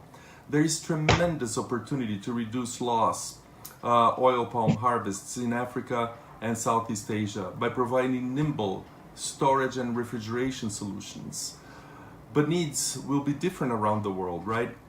A recent WWF report, for example, showed that while agriculture is the biggest driver of nature loss globally, in Latin America, it is from large commercial production, while in Africa, it is from expansion in smallholder farming. In addition to reducing emissions from routing food and diesel generators, renewable powered systems would also reduce pressure to convert nature, which stores carbon, as smallholder and large processes alike can achieve greater yields from land currently under production. The Food System Summit gives governments impetus to adopt game-changing solutions, but the sustainable food agenda needs to be integrated with the biodiversity and climate agendas. To date, only a handful of the nationally determined contribution, the NDCs, to the Paris Agreement have mentioned food loss and waste. Countries must start including food loss in climate commitments by investing in technology and infrastructure and incentivizing renewable options. As policy frameworks take shape, we welcome interested parties to work alongside WWF on our global initiative that is called Save One Third, designed to halt the loss of the third of the food which goes uneaten. It seeks to develop innovative solutions which reduce hunger, nature loss, and food-related greenhouse gas emissions. Clearly then, renewables are a critical element of this. Thank you. Thank you so much, Mr. Kambari. It's very, very interesting. So to close this agenda item, we have this special treat, the video message from the First Lady of Colombia, Maria Juliana Ruiz, who will tell us about her country's plan to improve food and energy system, including post-harvest food loss. Can we play the video, please? It is truly an honor to be part of this meeting, since food security and nutrition are key priorities for the government of Colombia, as it was established in our National Development Plan. We are aware that in the midst of the particular global situation we're facing, caused by COVID-19, the greatest value to protect is physical and mental health. And perhaps, as never before in the history of humanity, we must promptly address the challenges that have it deepened in terms of poverty, hunger, malnutrition, and food insecurity. In Colombia, the Great Alliance for Nutrition, led by the Presidential Office for Children and Adolescents, has positioned food and nutritional security as a national cause, uniting efforts, wills, and resources from different sectors to expand the micronutrient supply that contribute to the well-being of pregnant women, nursing mothers, and the cognitive, physical, and social development of children and adolescents, focusing on two main objectives. First, prevent and progressively eradicate the indicator of deaths due to malnutrition, and second, to strengthen food security in families. The Great Alliance for Nutrition has been having remarkable accomplishments in its sustainable and resistant for healthy diets. That as a line of action. And for example, a strategy for healthy and sustainable food environments is being executed with FAO, within the framework of the Intersectoral Commission on Food Security and Nutrition. Concrete actions are being developed to materialize the policy for the prevention and reduction of food losses and waste in Colombia. Basic food crops are being promoted, nutritionally improved according to the local food culture and from a clean production approach. And also, we've been strengthening breastfeeding. We have challenges that implies collaborative and purposeful work. I have the honor of serving our country as Goodwill Ambassador for SDG 17, and I'm sure this is the way that will guarantee efficiency and effectiveness in results. We look forward for the UN Food System Summit and the summit-level UN high-level dialogue on energy as an important milestone for our countries to organize and mobilize initiatives that can truly support food and nutrition priorities.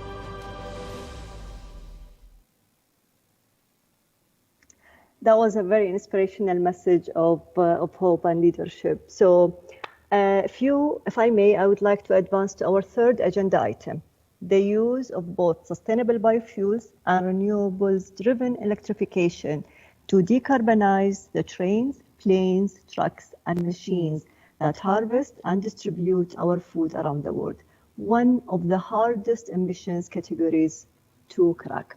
I have 7 requests for the floor on this item from 6 countries and 1 foundation.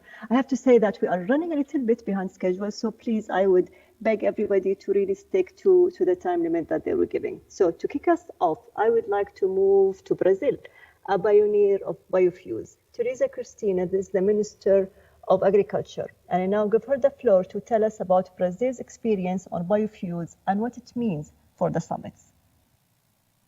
Thank you, Dr. Rosani, and thanks to the co-hosts for organizing this event. This is an important year as we outline a path to achieve the Sustainable Development Goals and the targets of the Paris Agreement. Brazil would like to see concrete commitments to scale up biofood production and use around the world a viable means to reduce fossil fuel consumptions responsible for 75% of green gas emissions worldwide. We have been doing this successfully for the last 50 years with very positive results. Brazil's ethanol and biodiesel programs, such as RenovaBio, provide a significant contribution toward the decarbonizing transportation and food production. They deliver food, renewable energy, and climate benefits. In 2019, ethanol production from sugarcane replaced 46% of gasoline consumption, averting emissions of thousands of tons of CO2 equivalent and generating over $13 billion in savings from gasoline imports. This was achieved using only about 1.2% of Brazil's territory. In the same year, record-breaking grain harvest showed that food and bioenergy production are not mutually exclusive. Biofuels are not only clean energy, they create jobs, income, and raise human development index in the regions where they are produced. Ethanol-powered vehicles are ideal for a renewable energy transition, especially in developing countries. Brazil's track record is proof of the instrumental role biofuels can play as we move to a world of clean energy, sustainable food system, and environmental stewardship. We call all the states to increase their commitments and catalyze actions in this regard. Thank you very much. Thank you, Minister. I would like now to bring a country that has a special power for the summits this year. Italy is the co-host of COP26, the president of the G20, and the host of the Food System Summit preparatory meeting in July. Alessandra Todde, you are the Deputy Minister of Economic Development for Italy. Please, what do you propose as a deliverable for the summits for this agenda item? Thank you for the floor. The scientific community has confirmed that the past decade was the hottest ever record globally, underlining that there is still time to tackle the existential threat posed by climate change if actions are taken swiftly and decisively.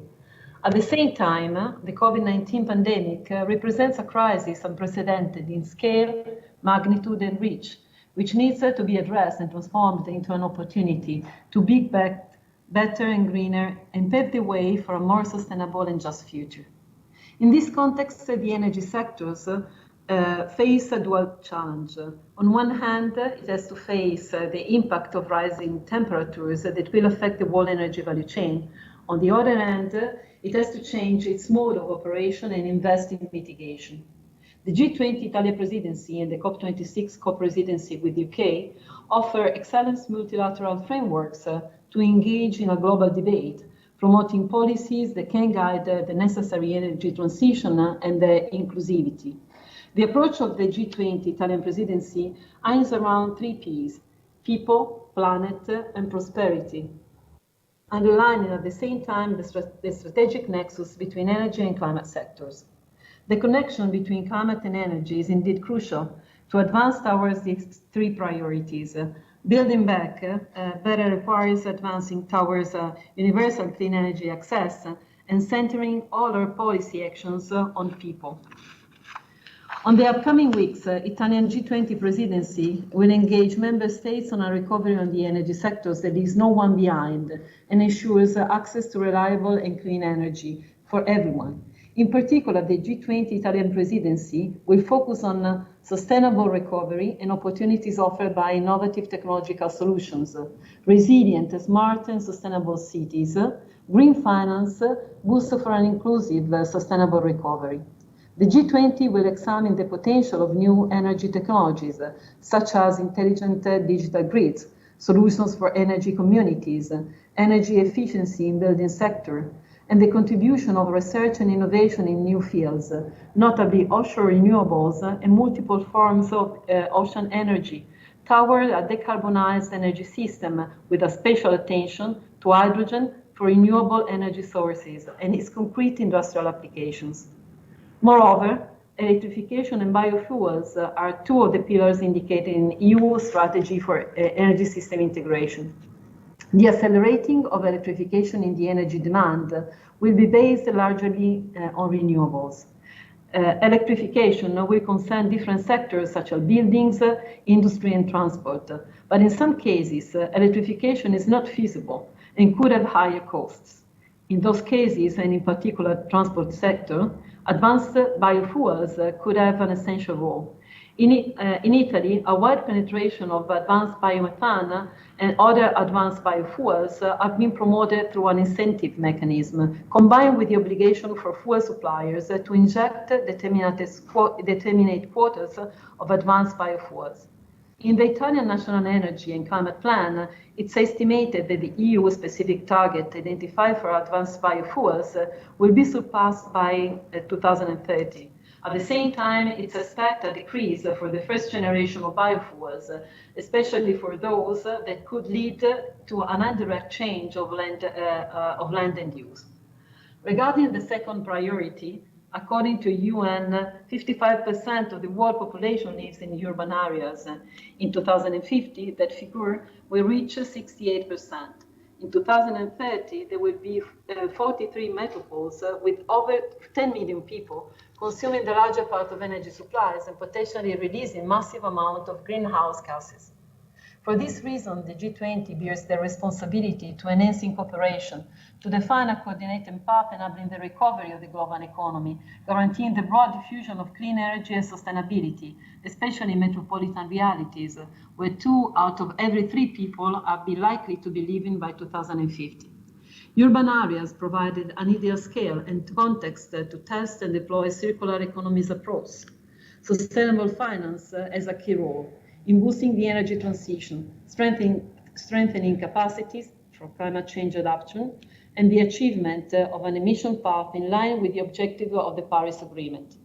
The post-COVID-19 reconstruction offers an unprecedented opportunity to accelerate the shift of the global finance flows in the direction of climate neutrality and resilience to climate change.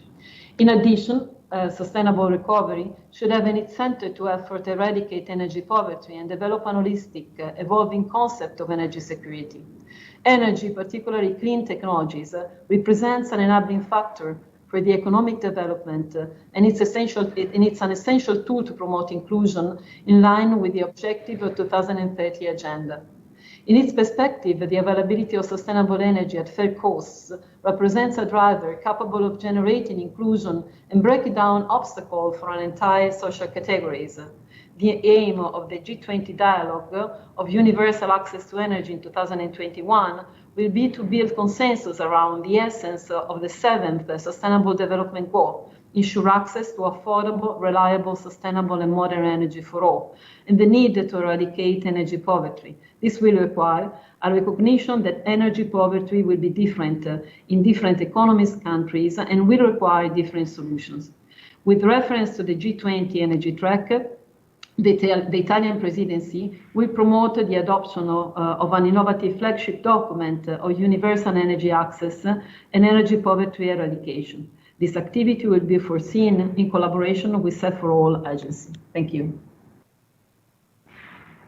Thank you so much. Thank you indeed. And now we would head over the Alps to Diti Joel Jorgensen, Director General for Energy and Director General for Energy of the European Commission, which has helped to establish net zero as a 2050 reality. Diti, what lessons from the European Union's experience in the Nexus can we apply to the summits? First of all, thank you very much for inviting me here today, and thank you for organizing this important event. It's a real pleasure to be back, although I wish I could be in person with you there. We all share exactly the same hope. Yes, next year. As you know, the European Union has established a European Green Deal, which aims to make us climate neutral by 2050. This is supported by all European heads of state and government, and is complemented by a number of policy initiatives and across the area of our economy and our societies, but of course very significant contribution from energy policy in that. We also, together with that ambition, with that commitment, are committed to the Sustainable Development Goals that have been set for 2030 and to help making progress towards achieving this goal. So whilst the European Green Deal really is our first priority, and of course now in light of the COVID crisis, it comes together with our efforts to recovery in these global challenges, climate change and recovery from the crisis. And our European Green Deal is also a growth strategy, a job strategy, trying to cut emissions while creating green jobs and green growth, including in rural areas. What I would like to do just briefly is to set out some of the main elements of the strategies that are relevant to the food, water, energy nexus in a more holistic way as part of our policy. We have set forward a strategy for an energy system integration to decarbonize the overall European energy system. We have set out a climate target plan for how could we achieve a 55% reduction of greenhouse gas emissions by 2030 in the most cost-effective way. We have set out a farm to fork strategy, a reflection of the fact that there is a significant contribution and role of the agriculture and food sector to create a fair and environmentally friendly food system. We have a strategy on biodiversity with a zero pollution action plan for air, water, and soil. Allow me to give a specific example of the nexus in the context of the transport sector, because the transport sector in Europe is responsible for about a third of the final energy consumption and a quarter of our total greenhouse gas emissions here in the European Union. So we need to decarbonize the transport sector, and what we see so far is that progress is slower than in other sectors. So we need to make the transport sector more energy efficient. That will require electrification where that is possible, for example, passenger cars or light-duty vehicles, and also making progress in other modes of transport. What we see is that we're going to need more advanced biofuels and biomethane in the transport sector. We're going to need renewable hydrogen or hydrogen-based synthetic fuels as liquids or gaseous fuels to those parts of the transport sector that it's difficult to electrify. Aviation and shipping and heavy-duty transport are examples of that. Of course, when we produce renewable fuels and biofuels, we need to make sure that they are sustainable so that they contribute to the carbon savings. And we need to make sure that biofuels, as also mentioned by Italy, that come from food and feed crops really is very limited. And so we need to decrease gradually the limit for biofuels if they are directly linked with deforestation. And then we need to find the right decarbonization energy mix for the future from 2030 and towards climate neutrality in 2050. That requires a more sustainable, a more circular business model, and as I said, an integrated energy system and integrated value chains as part of the system. Agricultural and rural areas, for example, have a very significant potential in the sustainable production of biomass. So to sum up, integrating primary production into bioenergy production value chains can also help us contribute to a more efficient production of biofuels and bioenergy. And to achieve this, we in the European Union aim to align with other policies, energy policy, the common agricultural policy and rural development and environmental and biodiversity policy to make the case for real sustainable energy production. We, in order to do that, or as doing that, we are working with rural areas both for their energy transition, but of course also for rural development in those areas. And as always, we are working in a spirit of cooperation and outreach, and it is that spirit of cooperation that we intend to also contribute to the UN Summits of Energy and Food. Thank you very much. Thank you so much, Diti. I see your colleague in the room from Indonesia, Dr. Deden Kosidiana, Director General of New Renewable Energy and Energy Conservation. Good evening. Indonesia is one of the best-known biofuels producers. Could you tell us about your vision for the summit outcomes? Thank you. Thank you, Dr. Nawal, Excellencies, colleagues, ladies and gentlemen. Good afternoon from Jakarta.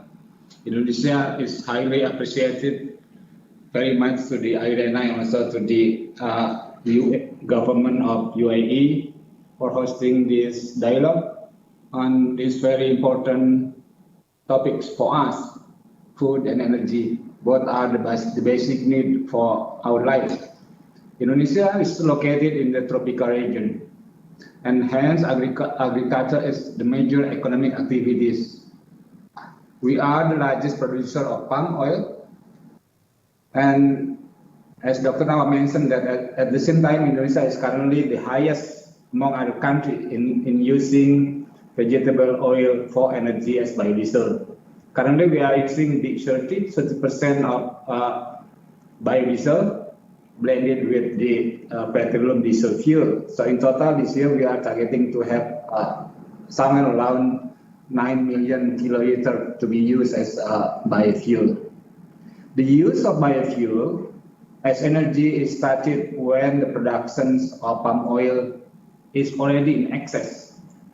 So we don't take the part of the food, but we use the excess of the production of the food for biofuel. So by having this approach, we can maintain, even we can increase the welfare of the farmer and also the local people. The government is also developing some programs to utilize waste from agriculture for energy uses. For the use locally, for example, in terms of biomass, it can be used for cooking, it can be used for electricity, or even we are now converting this for fuel in the transportation. The other activities as the support from renewable energy are to develop the solar energy for irrigation, solar for cold storage of the fisheries, and also I think I heard it just mentioned that also geothermal for the drying of the agriculture product. So we are optimizing both sectors together, the energy and agriculture, to improve the welfare and also to reduce the greenhouse gas emission.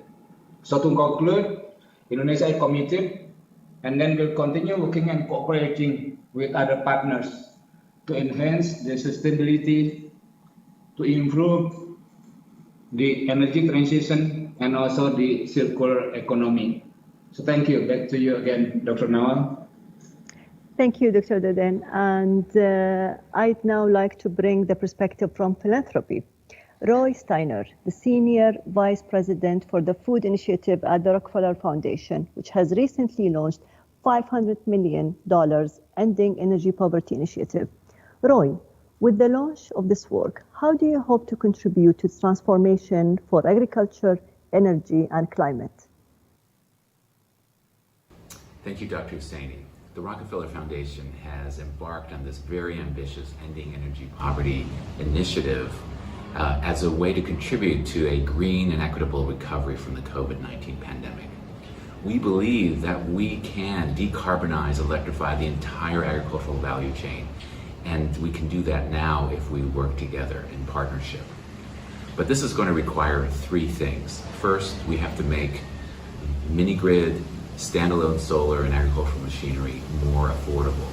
And that will require new innovative finance mechanisms, new types of financing pools to lower the cost of capital, bulk procurement platforms that enable countries and regions to purchase together. That alone could lower costs by 30%, and new kinds and effective subsidies. Secondly, we need to make these technologies, mini-grids, electrified machinery, more available. And this means working with developers, machinery manufacturers, to bring new types of technology into agricultural and rural contexts. Working with accelerators so that we can support the SMEs to do the hard last mile work, and supporting new kinds of research and development. And then finally, we need better linkages between agriculture, energy, and the environment. And that means working with ministries of agriculture, with ministries of energy, with ministries of environment to create common programs and investments that really support each other, to create integrated policies and common goals. And we think if we can do this and work together, we can create a transformation that really benefits everyone. Thank you. Thank you so much, Roy. I would like now to turn to Arvo Eller, the Minister of Rural Affairs of Estonia. The Minister will be speaking in Estonian with subtitles at the bottom of the screen. Minister, please, the floor is yours.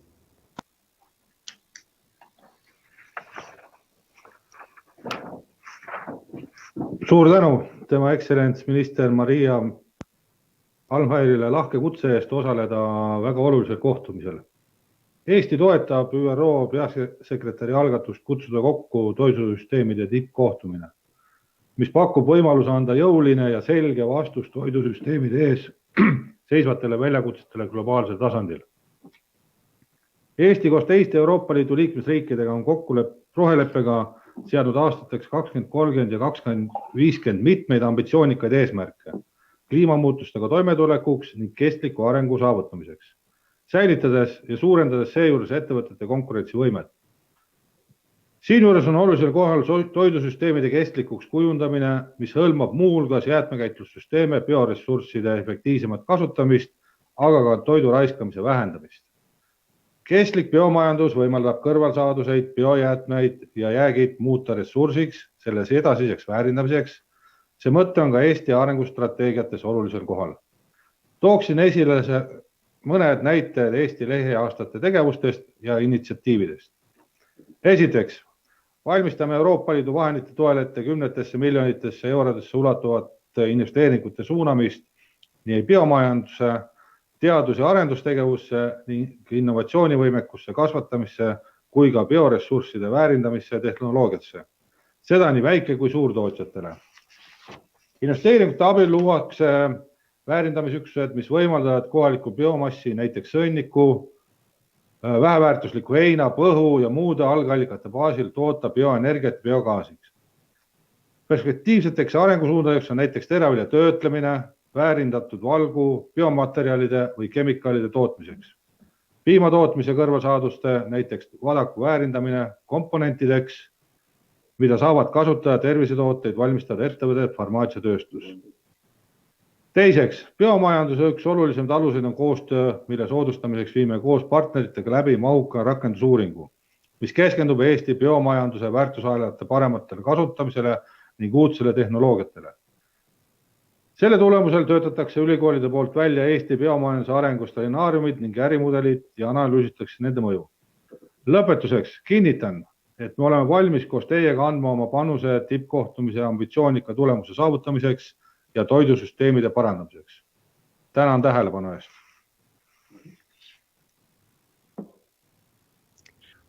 Thank you, Your Excellency. To close this agenda item, I would like to bring in His Excellency Omar Baganini, the Minister of Energy and Mines of Uruguay. Uruguay has achieved remarkable results on renewable energy while being a major agriculture exporter. So we are very keen to hear from the Minister on the priorities for next steps and that we should keep in mind for September. Your Excellency. The world is facing a critical challenge to continue the growth of food production while at the same time lower the emission of greenhouse gases, decarbonizing the economy. Uruguay is at the center of that challenge. We are a food-producing country. 30 million people are being fed with food produced in Uruguay, but we are only 3 million. We have going forward with a very important energy transformation. Over 98% of our electricity now comes from renewable sources. We are also trying to go forward in the energy transformation with now the electrification of transportation, and in the near future with green hydrogen, which can impact in long-range transportation, heavy duty, but also in the production of green fertilizers that are critical for our agriculture. In industry, we are putting forward a strong policy to foster circular economy and recyclability all through the processes, so that our industry impacts less and less on the environment and is more efficient in energy-wise and in the use of natural resources. All these emphasis, we hope, will continue to put Uruguay in a leading position in Latin America and hopefully in the world to face this important challenge. This summarizes where we are and where we're going. Thank you very much. Thank you so much. We have reached our fourth and final agenda item, clean cooking. I'm pleased that we close on this subject because this is the most fundamental act in the food system, preparing food for our families. But like many people working in the energy field, I have been personally dismayed to see minimal and uneven progress in bringing clean cooking options to the 2.8 billion people who lack it, who are disproportionately women and children, I would like to emphasize. The lack of clean cooking is a humane health crisis in addition to being one of the most personal and human intersections of food and energy. We are honored to have ministers from Nigeria, Panama, and Guatemala intervening on this topic, as well as CEO of Clean Cooking Alliance and one of our youth delegates. So I would like to bring in Her Excellency Sharon Aikiezor, Nigeria's Environment Minister. Minister, Nigeria has set goals to reduce its emissions. How does clean cooking tie into your climate plans? And what are you hoping to get out of these summits in September, Your Excellency? Thank you very much, Dr. Nawal, and thank you to the co-host. I'm really honored and happy to be here with you today. I know, Nigeria has made an unconditional commitment to reduce its emissions by 20%, and also conditionally by 45% with international support. We're in the process of reviewing our NDCs at the moment, and Nigeria's NDC recognizes that climate change will have significant effects on energy and the food sectors. And it's also impossible for us to discuss our energy transition pathway without also speaking about the energy access. So for us in Nigeria, a shift to renewable energy will help Nigeria with its NDCs and our emission reduction objectives, while also addressing the energy access deficit. Our ambitions have been demonstrated recently by the government's removal of subsidy on fossil fuel. And also, we have also started implementing the National Liquefied Petroleum Gas Expansion Program. This is to transition from traditional fuels for cooking, such as kerosene and wood that creates deforestation, to cleaner LPG fuels in Nigeria. This project will engage with the private sector, for us to support the transition, and we're concentrating on the rural women for this. And also, we have instituted the 5 million solar power home connection program, which we included in our COVID-19 recovery strategy plan titled Bouncing Back, the Nigeria Economic Sustainability Plan. So these two flagship projects of government have an impact on energy and climate as a primary objectives, but the link to food and nutrition is clear.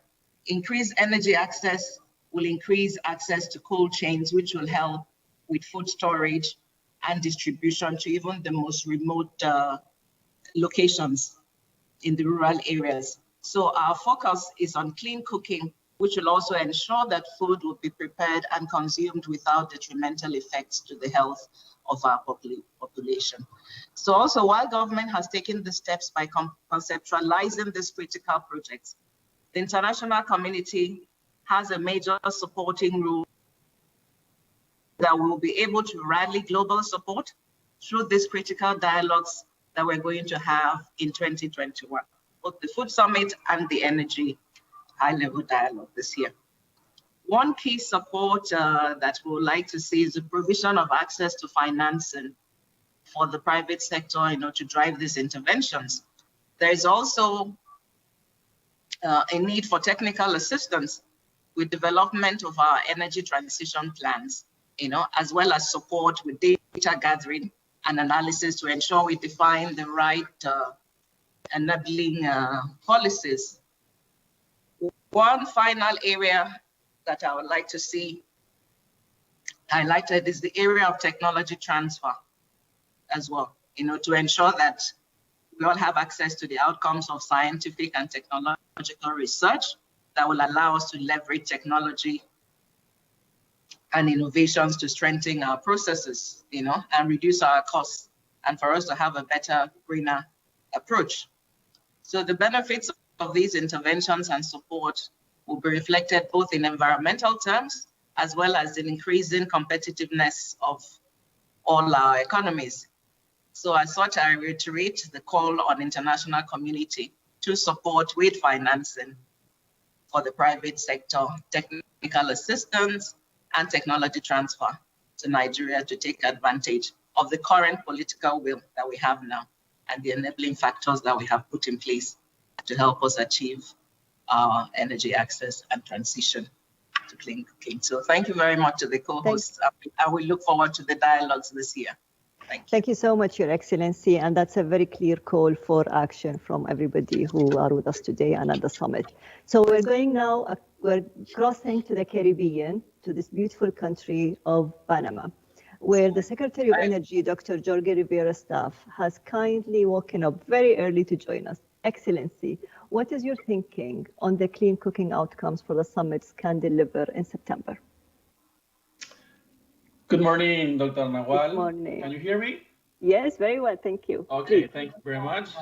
Good morning to you and to the co-host and all representatives and delegates who accompany us today. We live in an agile, changing world that analyzes challenge and far exceeds them. An example of this is the technological disruption achieved in many aspects of life. Innovative speed is incredibly fast, with new things getting discovered every day. However, one area where this technological disruption has not occurred at this pace is clean cooking. I would like to call for the reflection to identify ways to direct the necessary investment so the almost 3 billion people around the world who still do not have full access to clean cooking could do so. The Cabinet Council of Panama approved the strategic guidelines of the Energy Transition Agenda in past November, with 5 specific national strategies. Panama's Energy Transition Agenda seeks to transform us into a renewable hub at the service of the world, where our first-rate logistics capabilities facilitate the provision of the first hydrogen hub for Central America.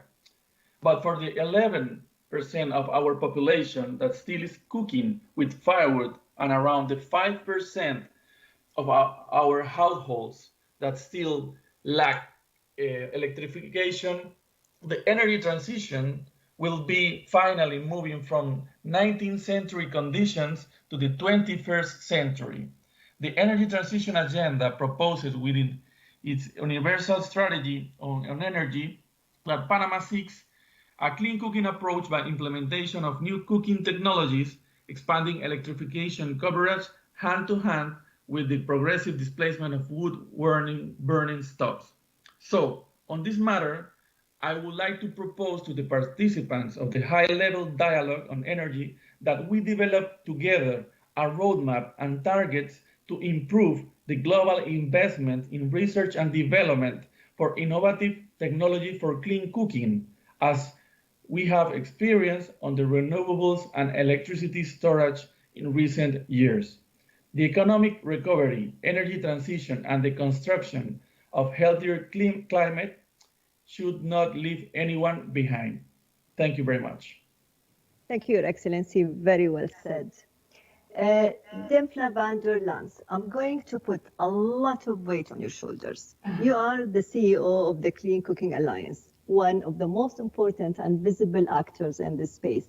How at the summit and at COP26 can we finally break this stagnation and bring down this unacceptable almost 3 billion number? What are the deliverables we need to sign up to? Dimfla. And nice to see you again. It has been a while. I know. I was just going to say that. Thank you so much, Dr. Nawal, and it's a pleasure to see you. And I equally wish that I could be there with you to talk about this really important issue. And I could not agree more with you. It's unacceptable, completely unacceptable that in this day and age, still half of the world's population lacks access to clean cooking solutions. And to me, as a mother, it's just incomprehensible that this world has not been able to really address this issue with the skill that's required. And so at the Clean Cooking Alliance, we work with global partners to make sure that increasing possibilities and clean cooking solutions are available to families across the world. And we fundamentally believe that to address this issue at the skill that's required, we need to support those businesses that provide those solutions. And if you take a step back and think about the impact that clean cooking can have on the health and well-being of these families. It's just a tremendous opportunity for the world and for us collectively to address the impacts on climate, on the environment, on water management, on livelihoods. And all of those impacts for the families are just really important for us to continue to think about. For us at the Clean Cooking Alliance, what we really fundamentally believe now needs to happen is for these conversations to be much more integrated. And so I've been with you for the last 2 hours, and all the conversations around energy that is used in the production, the processing, the preservation, the transportation of food is critically important, but we cannot forget about that last step, which is then the preparation and the food preparation that follows after it through cooking.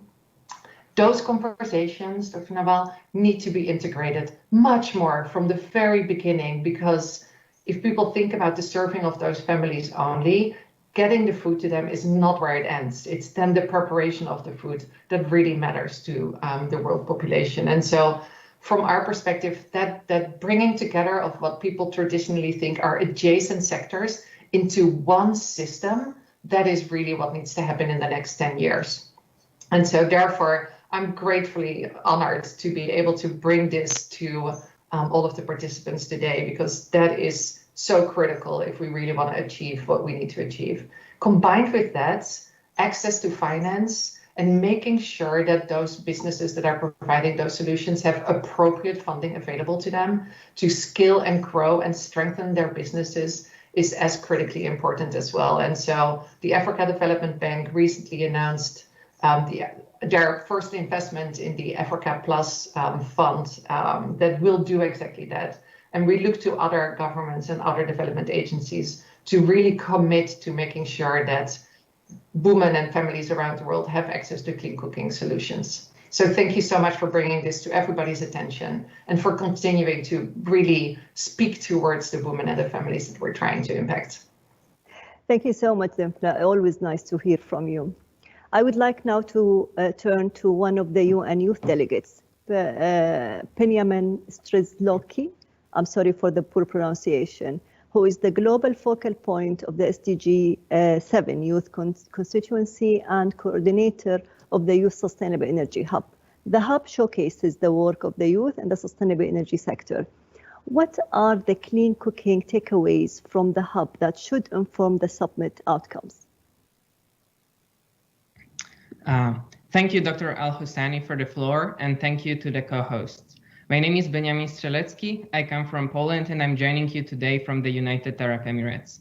I'm speaking on behalf of the SDG 7 Youth Constituency, a space mandated by the UNGA for young people to convene and engage in the UN processes focused on energy. It is critical that young people will be a part of the debate and decision-making process on the future of energy and food systems, and as a constituency, we look forward to contributing to the HLDE and the FSS. In November 2020, our constituency launched the Youth Sustainable Energy Hub, the first global platform supporting youth energy projects. We have partnered with SE4All, UNIDO, UNICEF, and other entities, and we hope to expand this alliance in the upcoming months. One of the 98 projects selected for the hub is Mpepu initiative from Malawi. So far, the initiative has trained 30 women, all living with HIV/AIDS, to produce and sell briquettes, for the first time introducing alternatives to charcoal and firewood in their local markets. As a result, 1.5 tons of briquettes have been produced in the first 3 months of operations, and 30 households have switched to a clean fuel for cooking. The initiative is one of hundreds of youth-led projects that reduce the use of carbon-emitting and toxic fuels, create green jobs for women and youth, and give an opportunity for young people to leverage their ingenuity for solving problems of their communities. As we can see, despite the barriers that they are facing, young people are already playing a key role in advancing the SDGs. Unfortunately, in many cases, they are short of necessary support, in particular funding. Hence, as a deliverable for the FSS and the HLDE, we call for incorporating qualitative and quantitative metrics of intergenerational and gender equity and inclusion in all targets of the summit. In particular, for all funding goals, at least 50% of funding shall be dedicated to women-led projects, and at least 30% shall be dedicated to youth-led projects. Thank you. Thank you, Benjamin. A very, very strong and important point. I would like now to give the last word to Guatemala. Alberto Pimentel Mata, Minister of Energy and Mines, has told me that he would like to propose deliverables on several topics, but that you have a message on clean cooking. Minister, please, over to you. Thank you, Dr. Nawal, and thank you to the co-hosts. The socioeconomic consequences caused by the COVID-19 and the devastating effects of climate change must become a priority to be addressed by the different multilateral forums.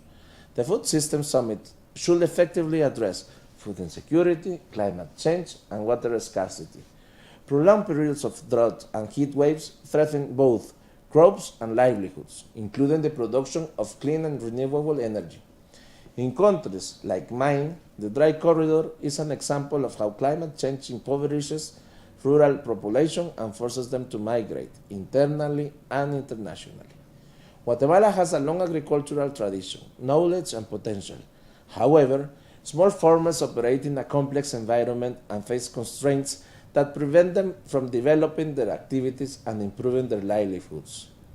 We consider necessary to promote more holistic approaches to disaster risk management in rural areas, as well as the creation of capacities, strategic infrastructure, access to bank financing, elimination of trade barriers, and reducing uncertainty in annual production and selling prices.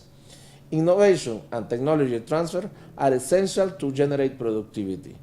Promoting climate-resilient agricultural and water management practices will help farmers become less vulnerable.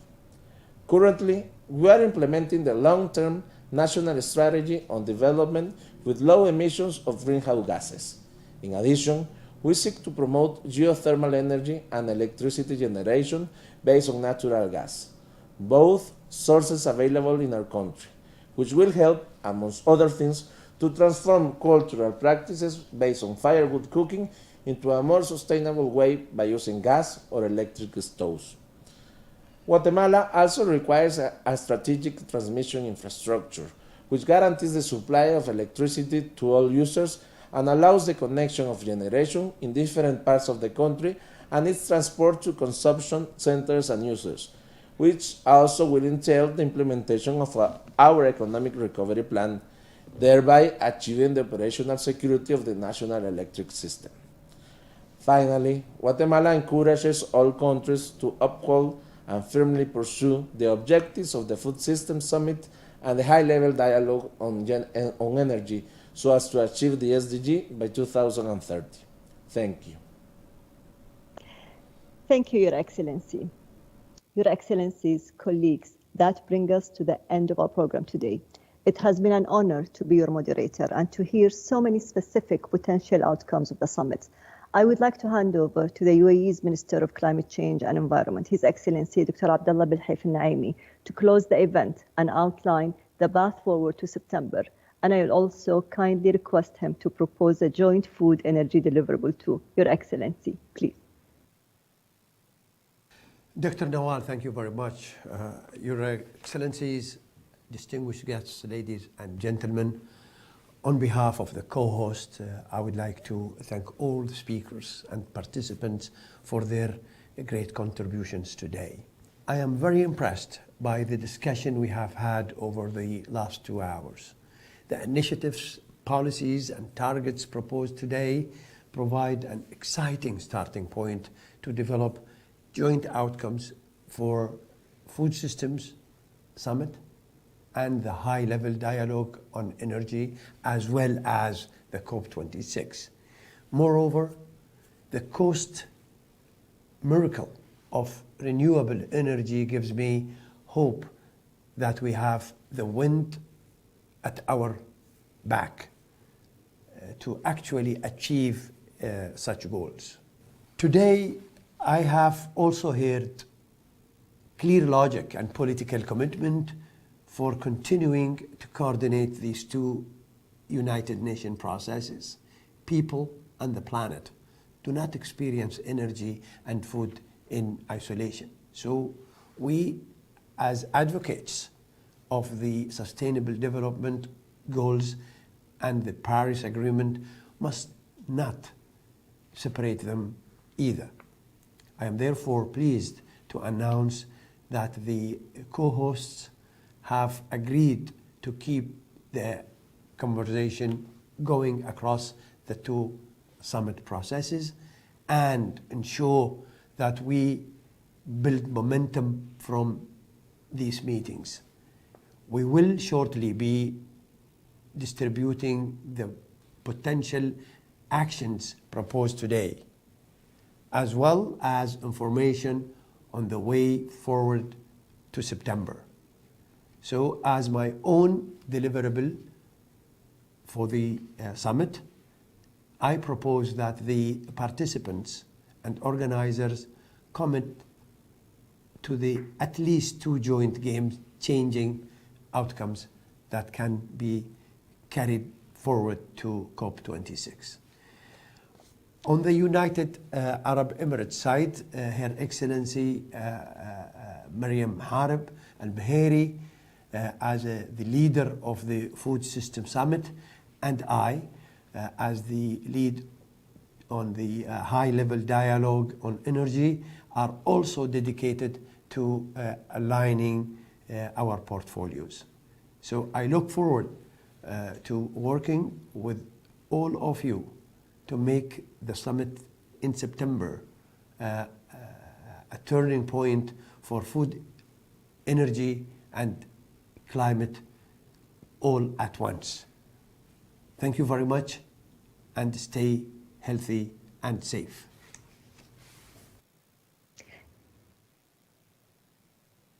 Thank you all. Thank you, Your Excellency. Stay healthy and safe, as His Excellency mentioned, and we look forward to meeting you all in September.